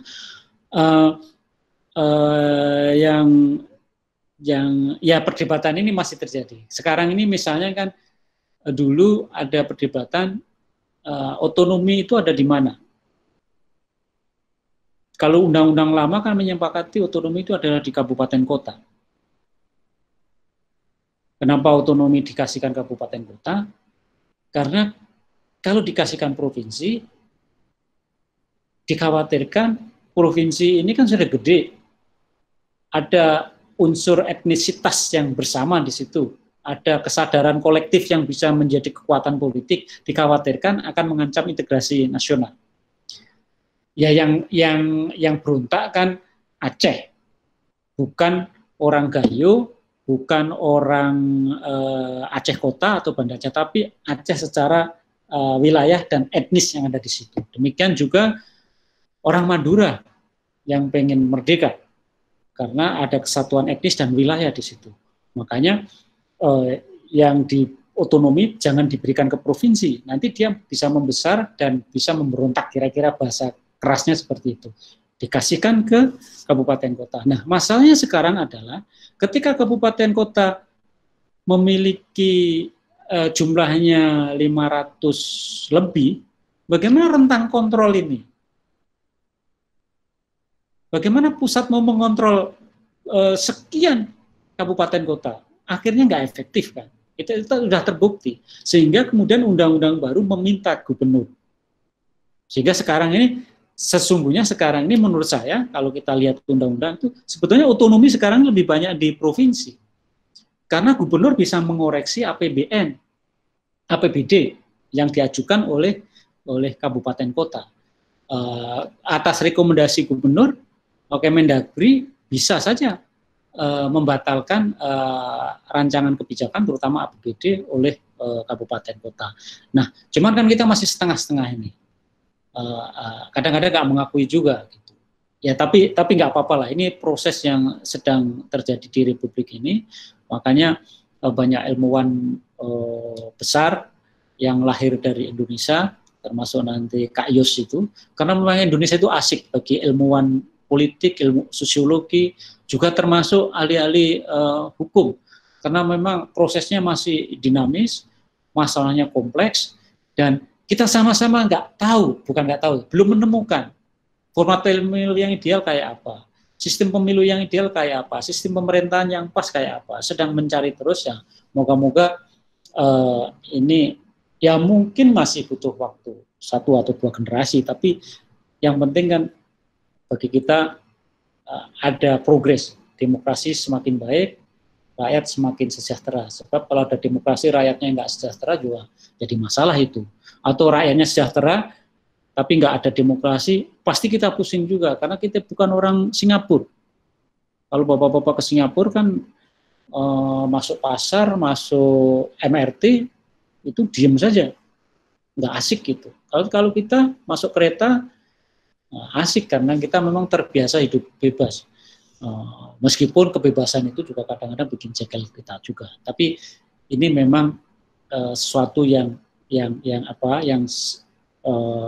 sedang tumbuh ya, sedang berproses terus-menerus, karena harus kita akui demokratisasi kita baru berjalan 20 tahun, dan kok bayangan saya butuh 1 atau 2 generasi agar bisa lebih fix menemukan yang model yang pas. Seperti yang saya sampaikan tadi, nggak usah sama partai politik, diperludem saja antara Titi Anggraini dan Ninis, itu sudah beda pendapat soal sistem pemilu gitu. Tapi kan bukan berarti terus kita nggak ngurusin pemilu gitu. Kita harus tetap urus pemilu agar apa yang sudah ada ini menjadi lebih baik, Saya kira itu. Oke, Pak Didi. Ini Pak Didi agak banyak yang bertanya, Pak Didi. Nanti seperti yang kami informasikan Senin lalu, kalau memang diskusinya terus berlanjut, kita bisa buka kelas lagi di hari Sabtu ya, Pak Didi. Ya. Tapi ini saya ingin lagi bertanya dari Mas Kristo Roland, membahas mengenai pemilu presiden di Indonesia tidak lepas dari aturan presidensial threshold yang selalu menimbulkan pro kontra. Bagaimana pendapatnya tentang penerapan ambang batas presiden yang diterapkan dalam pemilu serentak? Notabene, ambang batas presiden membuat kandidat calon presiden semakin sedikit dan masyarakat tidak bisa mendapatkan pilihan alternatif lainnya. Lalu berikutnya adalah pertanyaan dari Mas Erik. Bagaimana idealnya Pak jika pemilu serentak yang tujuannya untuk menguatkan sistem presidensial, tetapi yang terjadi adalah tendensi oligarki suatu partai? Berikutnya pertanyaan dari Mas Ari Murphy. Setelah melakukan beberapa kali pemilu, termasuk pilkada diantaranya dengan berbagai konflik yang menyertainya hingga unmanageable, apakah sudah waktunya kita melakukan pemilu dengan cara e-voting atau adakah metode lain yang bisa dilakukan untuk meminimalisir permasalahan? Mohon pencerahannya Ibu Bapak. Itu Pak Didi. Bu Ninis jawab yang e-voting dulu dong. Oh iya. Oke, Mas Ari Murphy ya yang soal e-voting ini Mas. Jadi soal penerapan teknologi dalam pemilu kita itu boleh oleh Mahkamah Konstitusi, itu MK bilangnya konstitusional. Tapi itu harus dilakukannya ada beberapa prasyaratnya ya sebelum melakukan memilih menggunakan teknologi itu. Yang pertama, teknologi itu tidak boleh melanggar asas jurdil luber, asas pemilu kita. Jujur, adil, langsung, umum, bebas rahasia itu tidak boleh dilanggar. Yang kedua adalah harus ada kajian yang menyeluruh, yang utuh terkait penerapan teknologi ini. Jadi tidak bisa sekedar teknologi ini bahasanya tuh fashion gitu ya. Karena teknologi ini kan pasti selalu update, selalu akan ada terus teknologi-teknologi yang baru. Nah, kita tuh harus punya kajian yang mendalam dulu, yang sudah diuji coba di seluruh wilayah gitu ya, supaya memang tadi itu kembali yang pertama, tidak bisa melanggar asas jurdil luber. Lalu prasyarat berikutnya oleh MK disebutkan bahwa penerapan teknologi ini semua stakeholder pemilu, semua pemangku kepentingan di pemilu itu harus punya pemahaman yang memahami teknologi ini yang sama gitu, pemahaman yang sama. Jadi tidak bisa cara kerja teknologi ini hanya dipahami oleh penyelenggara saja. Peserta pemilu, pasangan calon, partai politik, pemilih pun juga harus tahu bagaimana kerja dari teknologi ini gitu. Jadi informasinya, masyarakat harus mendapatkan informasi yang benar-benar utuh terkait penerapan teknologi ini. Nah, lalu kemudian kami sendiri di Perludem melihat bahwa penerapan teknologi ini harus menjadi bagian solusi dari masalah pemilu kita gitu ya. Nah, kalau kita melihat dari proses pemungutan, penghitungan, lalu juga dari rekapitulasi suara kita, kami melihat bahwa sebenarnya masalah itu bukan di sisi pemungutannya gitu ya, tapi masalah itu ada di masalah penghitungan dan rekapitulasinya, karena tadi kita penghitungan yang manual berjenjang sehingga penyelenggara itu kelelahan. Lalu karena dia prosesnya berjenjang, mulai dari TPS, terus ke PPK, kabupaten kota, ke provinsi, ini yang prosesnya berjenjang ini terbuka potensi-potensi kecurangan, suara bisa dijual beli, ditukar-tukar gitu ya antara satu partai ke partai yang lainnya, antar calon dengan calon yang lainnya. Sehingga kami melihat bahwa masalah pemilu itu adanya di tahapan rekapitulasinya ini, bukan di e-votingnya. Karena tadi kembali lagi bahwa e-voting ini seharusnya menjadi solusi bagi pemilu kita. Nah, kalau mau diterapkan di sisi pemungutan suaranya, tadi kami melihat tidak ada permasalahan yang signifikan di sisi pemungutan suaranya. Justru pemungutan suara itu karena kan kita mengenal bahwa pemilu di Indonesia itu kan pesta rakyat gitu ya, betul-betul pesta.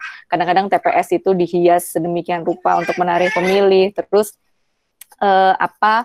orang ketemu di TPS ngobrol gitu ya. Nah, itu ciri khas Indonesia banget gitu. Nah, makanya kami lebih mendorong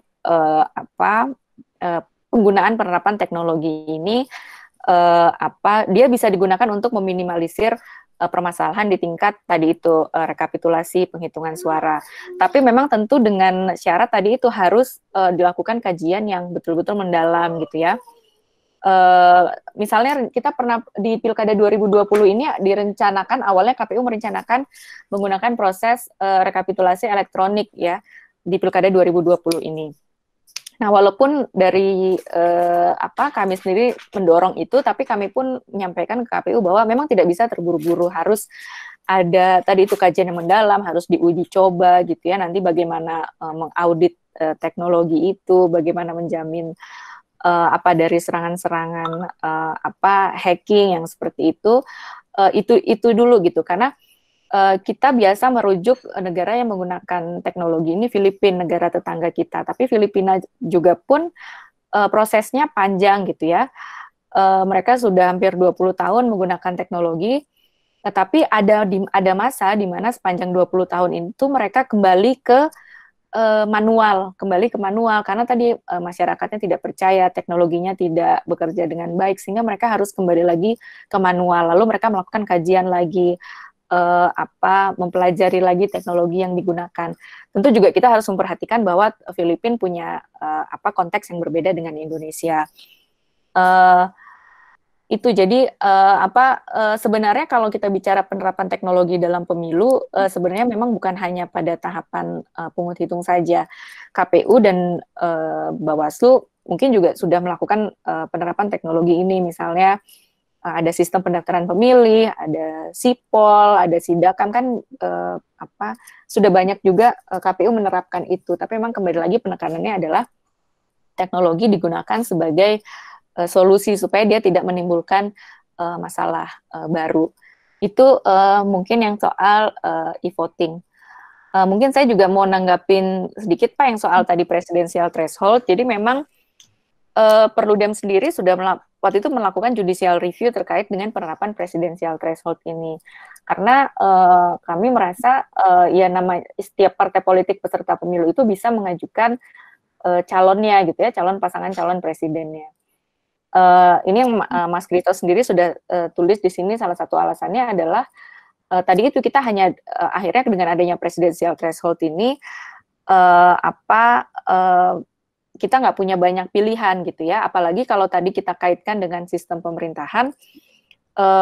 Kalau dengan sistem presidensial ini kan antara presiden dan legislatif itu adalah dua institusi yang berbeda. Yang satu tidak mempengaruhi yang lain, begitu juga dengan pemilunya gitu ya. Tidak bisa pemilu presiden ini pencalonannya itu berdasarkan dari hasil pemilu legislatifnya, apalagi pemilu legislatifnya 5 tahun yang lalu gitu. Karena tadi bertentangan dengan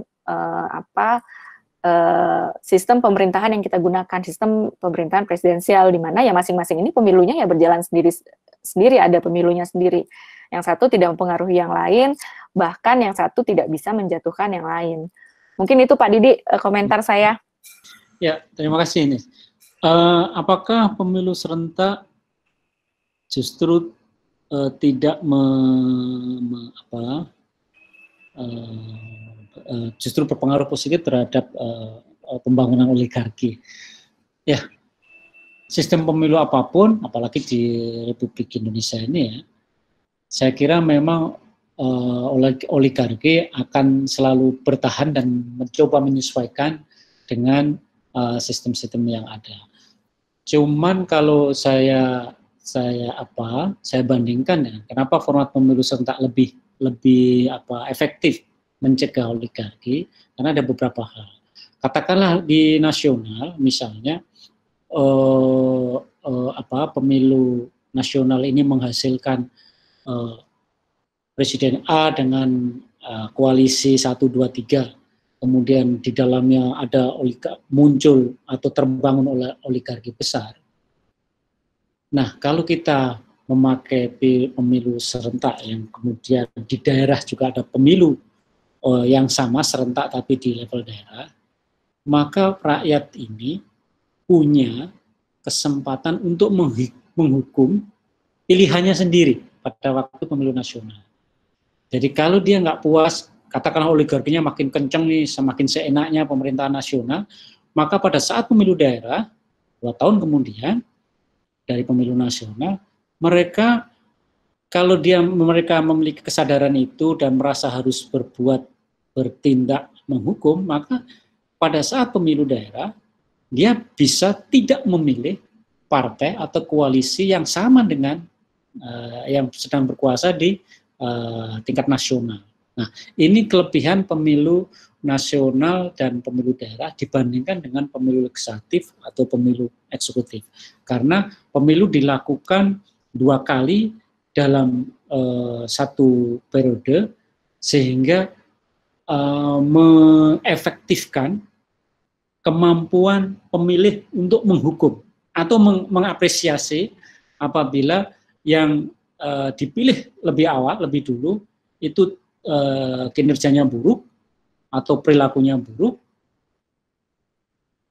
dia akan hukum, tidak memilih lagi. Tapi kalau kinerjanya bagus, perilakunya bagus, dia akan pilih koalisi yang sama untuk di daerahnya. Nah, salah satu kelemahan dari sistem presidensial, itu kan fix sistemnya itu. Di masa jabatan yang jelas itu. Kalau di parlementer kan siapa yang menguasai mayoritas parlemen, dia membentuk pemerintahan. Kalau terjadi deadlock, mayoritas nggak ada, maka bisa dilakukan pemilu lagi. Sehingga rakyat bisa mengoreksi langsung. Ini yang sedang berkuasa, ini kita pilih lagi apa enggak. Nah, itu kan yang nggak ada di presidensial. Di sistem presidensial, yang kemudian diadopsi di provinsi dan kabupaten kota, itu kan fix term, masa jabatan 5 tahun. Baik, buruk, kelakuannya, ya udah harus kita terima 5 tahun itu. Makanya yang kita usulkan adalah, ya udahlah, kalau kita salah milih di level nasional, pemilu nasional, ternyata yang kita pilih adalah pemerintahan yang buruk, pemerintahan oligarkis, maka pada saat pemilu daerah, kita punya kesempatan untuk tidak milih yang sama. Itu kelebihan pemilu nasional, format pemilu nasional, pemilu daerah.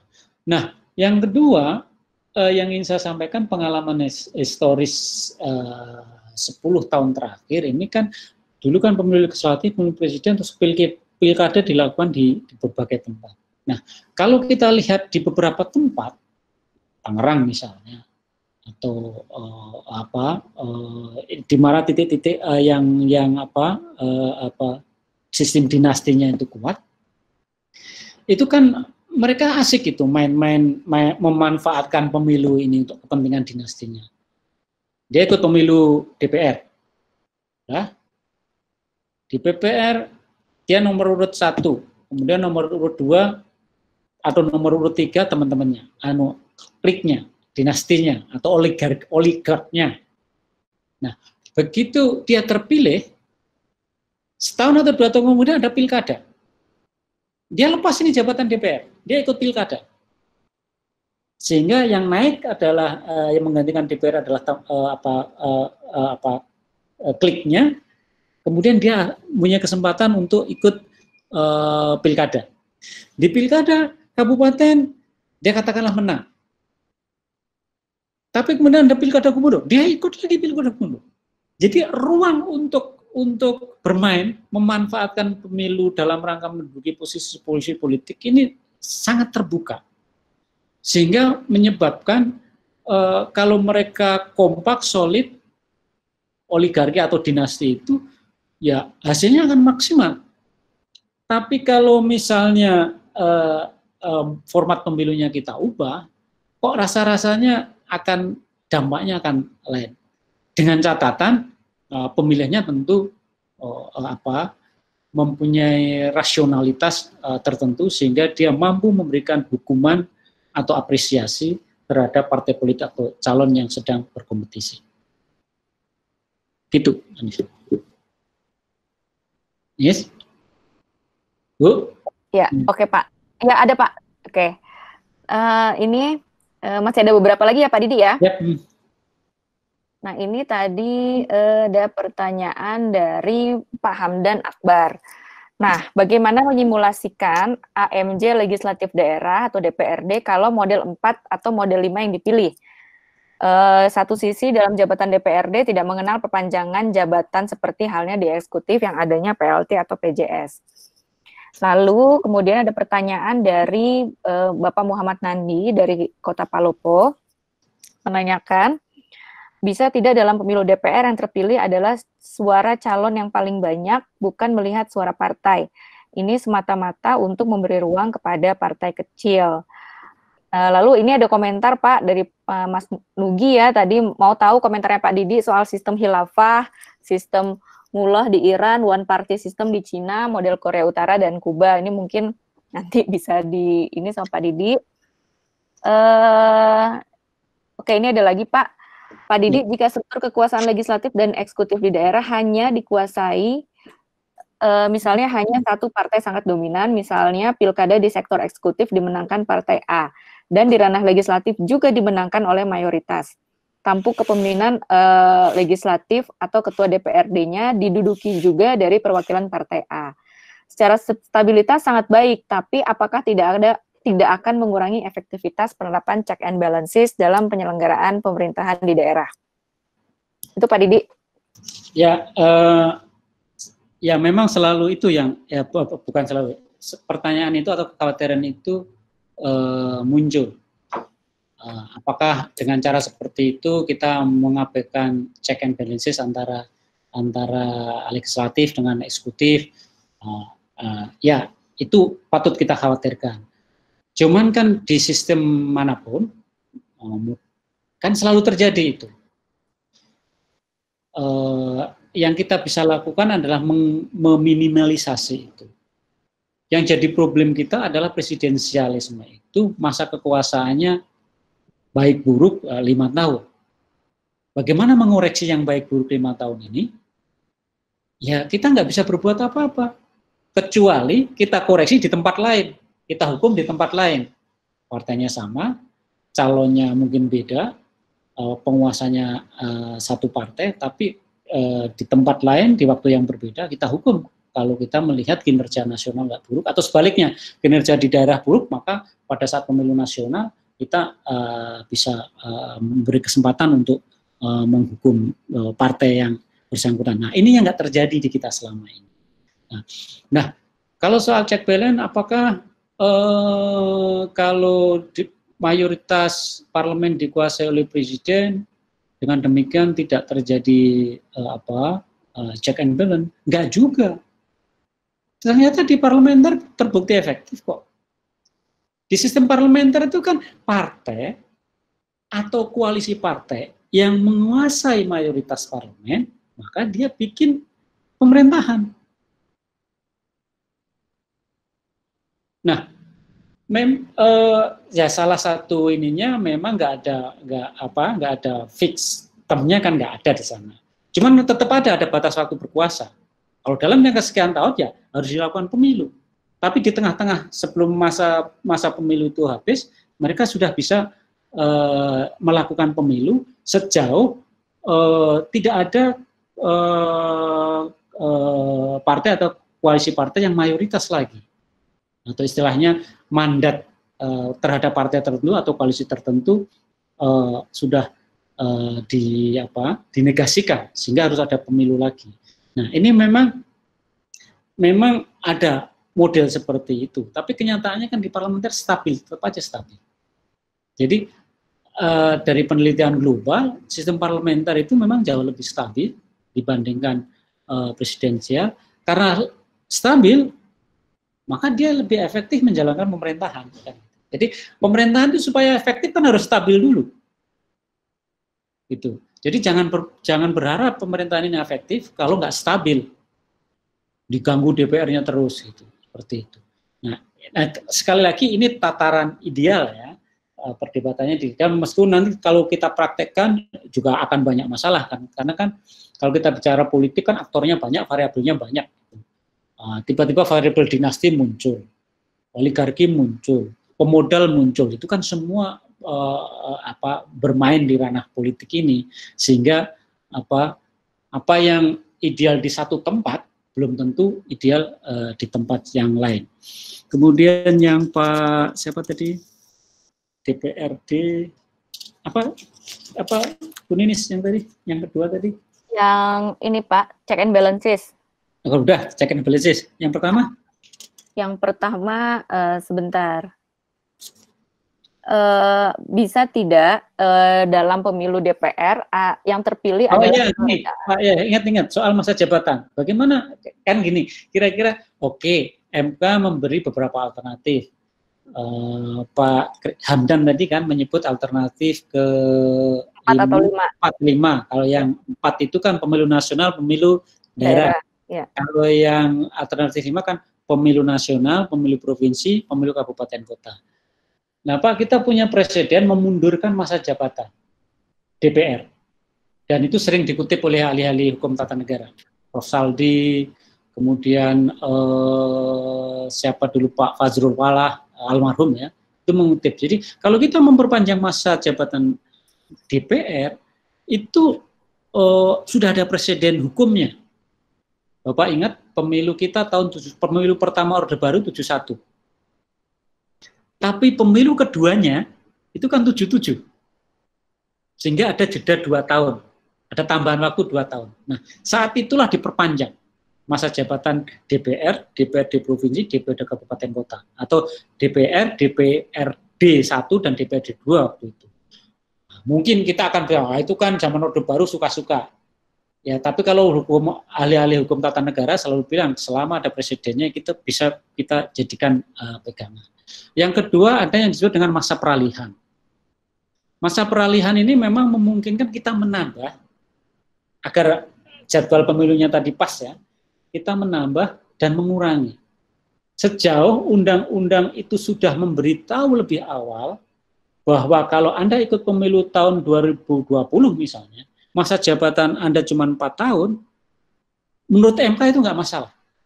Masih konstitusional, karena dia sudah dikasih tahu bahwa masa jabatannya akan dipotong setahun dalam rangka penyesuaian jadwal. Tetapi kalau dia sudah dijanjikan 5 tahun, katakanlah dia ikut pilkada 2015, mestinya dia berakhir 20, tapi di 2017 tiba-tiba dipotong di tengah jalan, Anda cuma 4 tahun. Nah, ini yang melanggar konstitusi. Karena itu kalau melanggar konstitusi ini nggak boleh. Karena apa? Si orang tadi, pejabat tadi, sudah dijanjikan pada saat pemilu sudah dijanjikan 5 tahun, kok di tengah jalan dipotong setahun, ini nggak boleh. Menurut Mahkamah Konstitusi ada putusannya itu melanggar konstitusi. Tetapi kalau dia sudah dikasih tahu di awal, nggak masalah, karena itu demi penyesuaian jadwal yang akan datang. Dengan demikian sebetulnya kalau misalnya pilihan 4 atau 5 itu mau dilakukan, undang-undang kita sudah bisa menghitung itu. Teman-teman Perludem sudah menghitung itu, mana yang perlu diperpanjang, mana yang perlu dipendek. Cuman kita sepakat jangan memotong lebih dari 1 tahun. Udah ikut pemilu, masa kita potong 2 tahun? Agak fair dong gitu. Makanya kalau misalnya harus 4 tahun baru kemudian itu serentak, ya nggak apa-apa. Potongnya 2 kali tapi setahun. Jangan langsung dipotong 2 tahun gitu. Ini beberapa hal yang kita sudah simulasikan. Mungkin nanti Pak Fadli ya bisa cerita soal itu, kawan kita Fadli di Perludem bisa kita soal itu, karena hampir setiap 5 tahun kita selalu simulasi, karena kita terobsesi oleh jadwal pemilu nasional, pemilu daerah itu. Jadi sebetulnya perjuangan terberat dan terbesar dari Perludem itu mengubah format ini. Dan alhamdulillah sudah jalan, meskipun kita dimusuhin, bukan dimusuhin ya. Kita sering disindir-sindir sekarang ini. Ini yang merusak tatanan ini Perludem, karena Perludem gugat di MK. Nah, dimanapun yang namanya undang-undang pemilu itu yang membuat partai politik. Karena mereka yang punya wakilnya di DPR dan di eksekutif. Nah, oleh karena itu wajar saja kalau gagasan-gagasan ideal, konsep-konsep yang dirasa paling bagus, yang diajukan oleh aktivis pemilu, oleh akademisi, itu biasanya nggak goal. Karena partai politik selalu punya hitungan sendiri. Nah, untungnya di era 80-an ke sini, itu hakim, lembaga peradilan tinggi kita, tertinggi kita di Mahkamah Agung atau di Mahkamah Konstitusi, itu mulai berani mengoreksi putusan-putusan DPR yang terkait dengan pengaturan pemilu. Di Jerman itu misalnya, dan Belanda misalnya, e-voting tadi itu dibatalkan oleh Mahkamah Konstitusi, Pak. Kenapa dibatalkan? Karena menurut Mahkamah Konstitusi di sana, e-voting itu transparansinya nggak jelas, nggak bisa dipertanggungjawabkan. Bapak bisa percaya begitu saja kalau dudul itu bahasa Indonesia apa? Betul. Touch. Kalau touch nomor 1, terus otomatis nanti suaranya akan dihitung nomor 1. Bapak percaya begitu saja? Nggak bisa, masyarakat kita nggak. Jangankan itu. Waktu anggota DPR, ingat di MPR sidang sidang MPR 99 pertama ya, voting lewat mikrofon yang di depannya kan nggak percaya, karena nggak ada jaminan, nggak ada kepastian, nggak ada transparansi bahwa ketika saya milih nomor 1, maka suara saya itu akan dihitung di nomor 1. Kita sih percaya saja, sama ATM kan nggak membodohi, Pak. Ya, itu kalau kita bicara ATM karena jelas kan transaksinya. Tapi kalau urusan pemilu ini kan kepala orang banyak, pilihan orang banyak.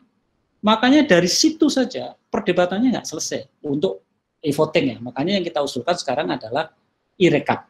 Rekapnya itu, karena itu yang kita butuhkan. Jadi maksud saya, banyak keputusan yang dibikin undang-undang terkait yang terutama yang menyusun pemilu, dengan tampilnya menguatnya lembaga yudisial, terutama yang diberi kewenangan untuk menjaga konstitusi, Mahkamah Konstitusi atau Mahkamah Agung di Amerika yang bisa mengoreksi undang-undang, sering sekarang ikut menertibkan aturan main pemilu yang dibikin DPR ini. Jadi kontribusi MK kita kan juga cukup signifikan untuk menata, bukan untuk mengoreksi putusan undang-undang yang dibikin oleh DPR dan pemerintah. Meskipun tidak setiap putusan MK memuaskan kita. Misalnya kemarin Perludem, Titi dan kawan-kawan menggugat soal umur. Kriteria pemilih kita ini kan banyak. 1, umur 17 tahun. 2, tidak 17 tahun tapi pernah menikah atau sudah menikah. 3, bukan anggota TNI Polri. 4, dicabut hak politiknya. Nah, ini kan sebetulnya merepotkan dari sisi pendaftaran pemilih. Nah, di mana-mana standar umur itu biasanya tunggal. Ya, kalau 18 saja, 17 nggak dikoreksi. Standarnya 17, tapi oke, nggak 17 nggak apa-apa, tapi sudah kawin. Karena asumsinya kalau sudah kawin sudah dewasa. Nah, ini kan digugat oleh Perludem dan teman-temannya. Tapi MK nggak mengabulkan gugatan itu. Karena 9 hakim itu percaya orang kalau sudah nikah itu sudah dewasa. Dewasa politiknya gitu. Apa benar itu? Apa benar yang dinikahi Syekh Puji itu terus dewasa politiknya? Yang di Semarang itu loh, teman-teman di Jawa Tengah pasti tahu, kenal lah dengan Syekh Puji yang reputasinya hebat mengawini anak-anak itu. Nah, tapi kan MK punya pendapat lain. ya kita kecewa sama MK. Tapi MK di tempat lain juga membantu untuk menggolkan gagasan-gagasan ideal, karena sekarang ini ya partnernya MK dalam rangka partnernya akademisi aktivis dalam rangka mengimbangi DPR dan eksekutif ya MK. Ya moga-moga kewenangan MK nggak dipotong kalau nanti ada perubahan konstitusi kan gitu, seperti kayak gitu. Oke, Pak Didi, ini sesi diskusi yang terakhir ya. Ada 3 terakhir Pak Didi, karena udah semakin sore juga. Dari Mas Yos, Pak Didi bertanya, Pak Didi, sistem mana yang lebih memberikan insentif untuk memperkuat ideologi dan institusionalisasi partai? Lalu yang kedua dari Mas Imam, ini dia lebih menanyakan soal lembaga peradilan khusus pemilu. Karena menurutnya MK juga banyak orang-orang yang dari partai juga gitu ya isinya. Lalu juga terakhir dari Friskas Abdillah yang menanyakan bahwa bagaimana dengan sistem presidensial kita ini tapi rasanya rasa parlementer. Itu Pak Didi. Ya, kalau untuk KAYAS yang pertama soal insentif terhadap penguatan partai atau ideologi partai, ya proporsional tertutup. Karena kalau di proporsional tertutup, di situ partai punya peran besar, program kampanye partai jadi dominan, kelebihan atau kekuatan calon jadi nggak ada artinya. Nah, cuman kan kita nggak pada pilihan itu, karena kita juga punya pengalaman buruk ketika partai dominan di zaman Orde Baru. Gitu.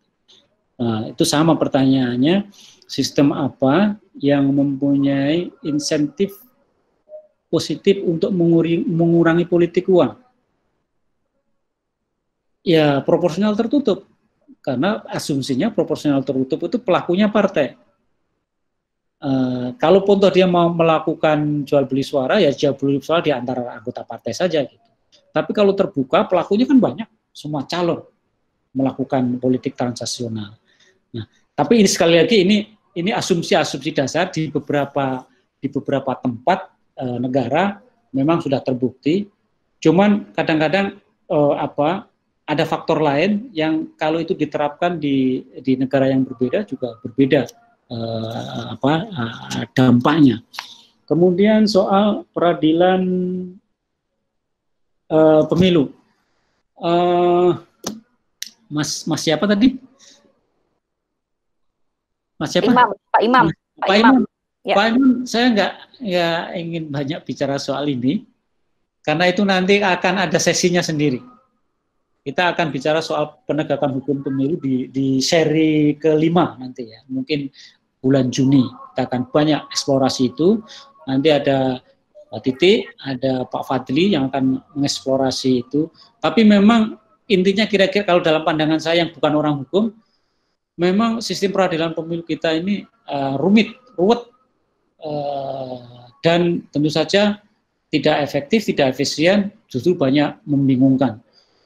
Lembaga penegak hukumnya banyak, pembagian tugas wewenangnya sering berhimpitan, sehingga putusan KPU dikoreksi Bawaslu.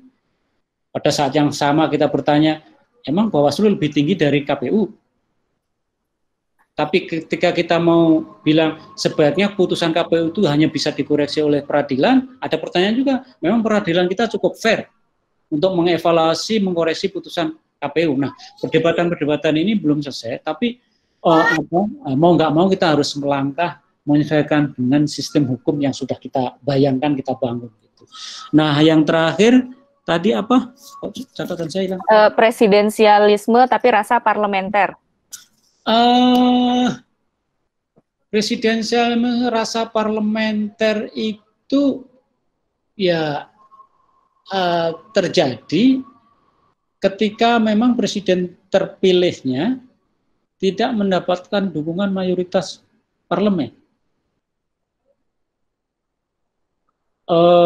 Memang ada presidennya, tapi untuk menyusun kabinet, permainan politik DPR-nya kan kencang sekali. Tapi itu kan terjadi di eranya Pak SBY JK, SBY Budiono, dan Jokowi JK. Tapi kalau kita lihat yang periode Jokowi Amin ini kan sebetulnya mulai berkurang itu. Karena Jokowi di periode Amin ini, karena Jokowi Amin ini didukung oleh mayoritas parlemen, dia cepat, bentuk kabinetnya cepat, pemerintahnya bisa berjalan dengan cepat, meskipun kepercayaan diri pemerintah ini kadang-kadang bikin sakit hati rakyatnya ya. Undang-undang KPK lah, sekarang RUU Omnibus itu kan tidak menangkap aspirasi publik gitu. Nah, kalau dilihat dari sisi pemerintahnya cukup efektif. Yang sebetulnya kan gini, ya sebetulnya antara permainan politik di parlemen itu kan sebetulnya ya sama lah, apakah sistem parlementer, apa sistem presidensial, itu kan manuver-manuvernya, cara kerjanya, cara bikin keputusannya, itu kan juga hampir mirip. Makanya ya kita nggak bisa serta-merta bilang kalau presidensial, parlemennya harus ikut presiden aja, nggak bisa dong. Mau gunanya DPR itu untuk mengontrol presiden kok. Gitu. Nah, pada saat kita sadar bahwa fungsi DPR adalah mengontrol presiden, ya tentu saja ada permainan-permainan yang tanpa kita sadari itu seperti permainan di sistem parlementer. Demikian juga misalnya ada pendapat bahwa presidensial nggak mengenal koalisi. Nah itu ya salah. Koalisi dimanapun terjadi, apalagi pada saat sistem kepartean kita multi kayak gini. Kalau kita pakai mayoritarian kayak Amerika, sangat mungkin partainya itu cuma 2, 3, atau paling banter 4. Itu dengan gampang kita bisa mengatakan nggak perlu koalisi, gitu. Atau koalisinya cepatlah gitu. Tapi kalau multi partai sekarang ini, INPP kita, INPP itu cara untuk menghitung jumlah partai yang dominan di DPR, itu kan sekarang ini 8 atau 9, 8 ya. Itu artinya dari 10 partai yang ada di DPR, 8 partai ini mempunyai kekuatan yang hampir sama dalam membuat keputusan. Nah, itu konsekuensi dari multi partai ini dihasilkan oleh proporsionalisme, sistem pemilu proporsional. Nah, sistem proporsional kita pilih karena masyarakat kita majemuk. Kalau saya selalu bilang, kalau di level nasional, kemajemukan politik masyarakat kita ini kan sebetulnya cuma 3, dasarnya cuma 3.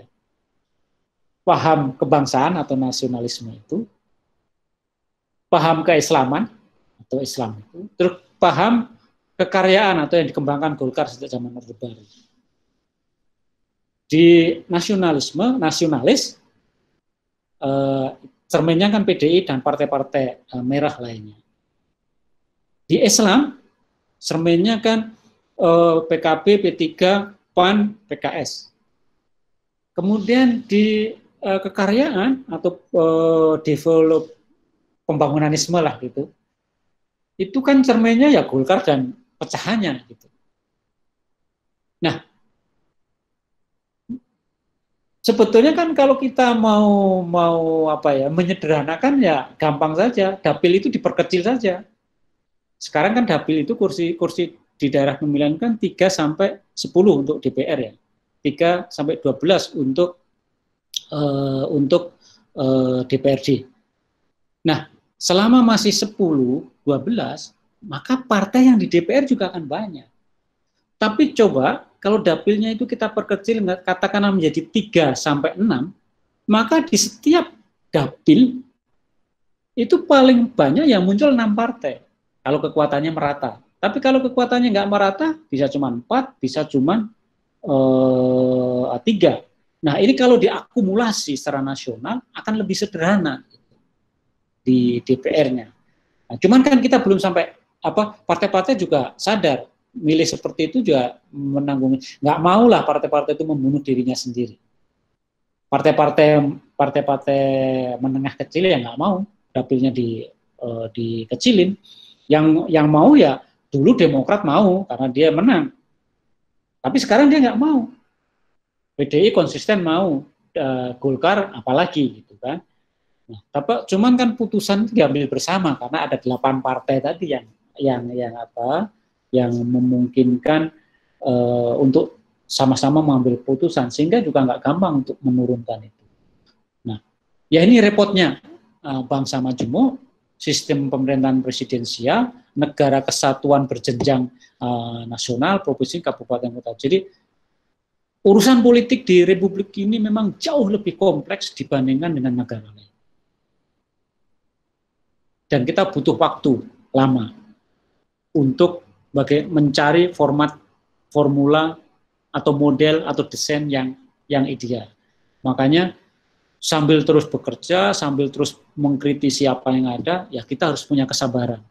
Kalau nggak sabar, ya siapa lagi yang akan bersama-sama membangun demokrasi di negeri ini. Terima kasih. Oke, Pak Didi, teman-teman, terima kasih sekali. Ini udah kalau di Jakarta sudah jam 6, ini tadi ada yang dari Sulawesi Tenggara, ada yang dari Papua, pasti juga sudah lebih malam. Ada juga Mas Yos kayaknya udah di Amerika nih, mungkin udah pagi di sana. Sekali lagi terima kasih dan maaf kalau waktunya sampai molor sekali.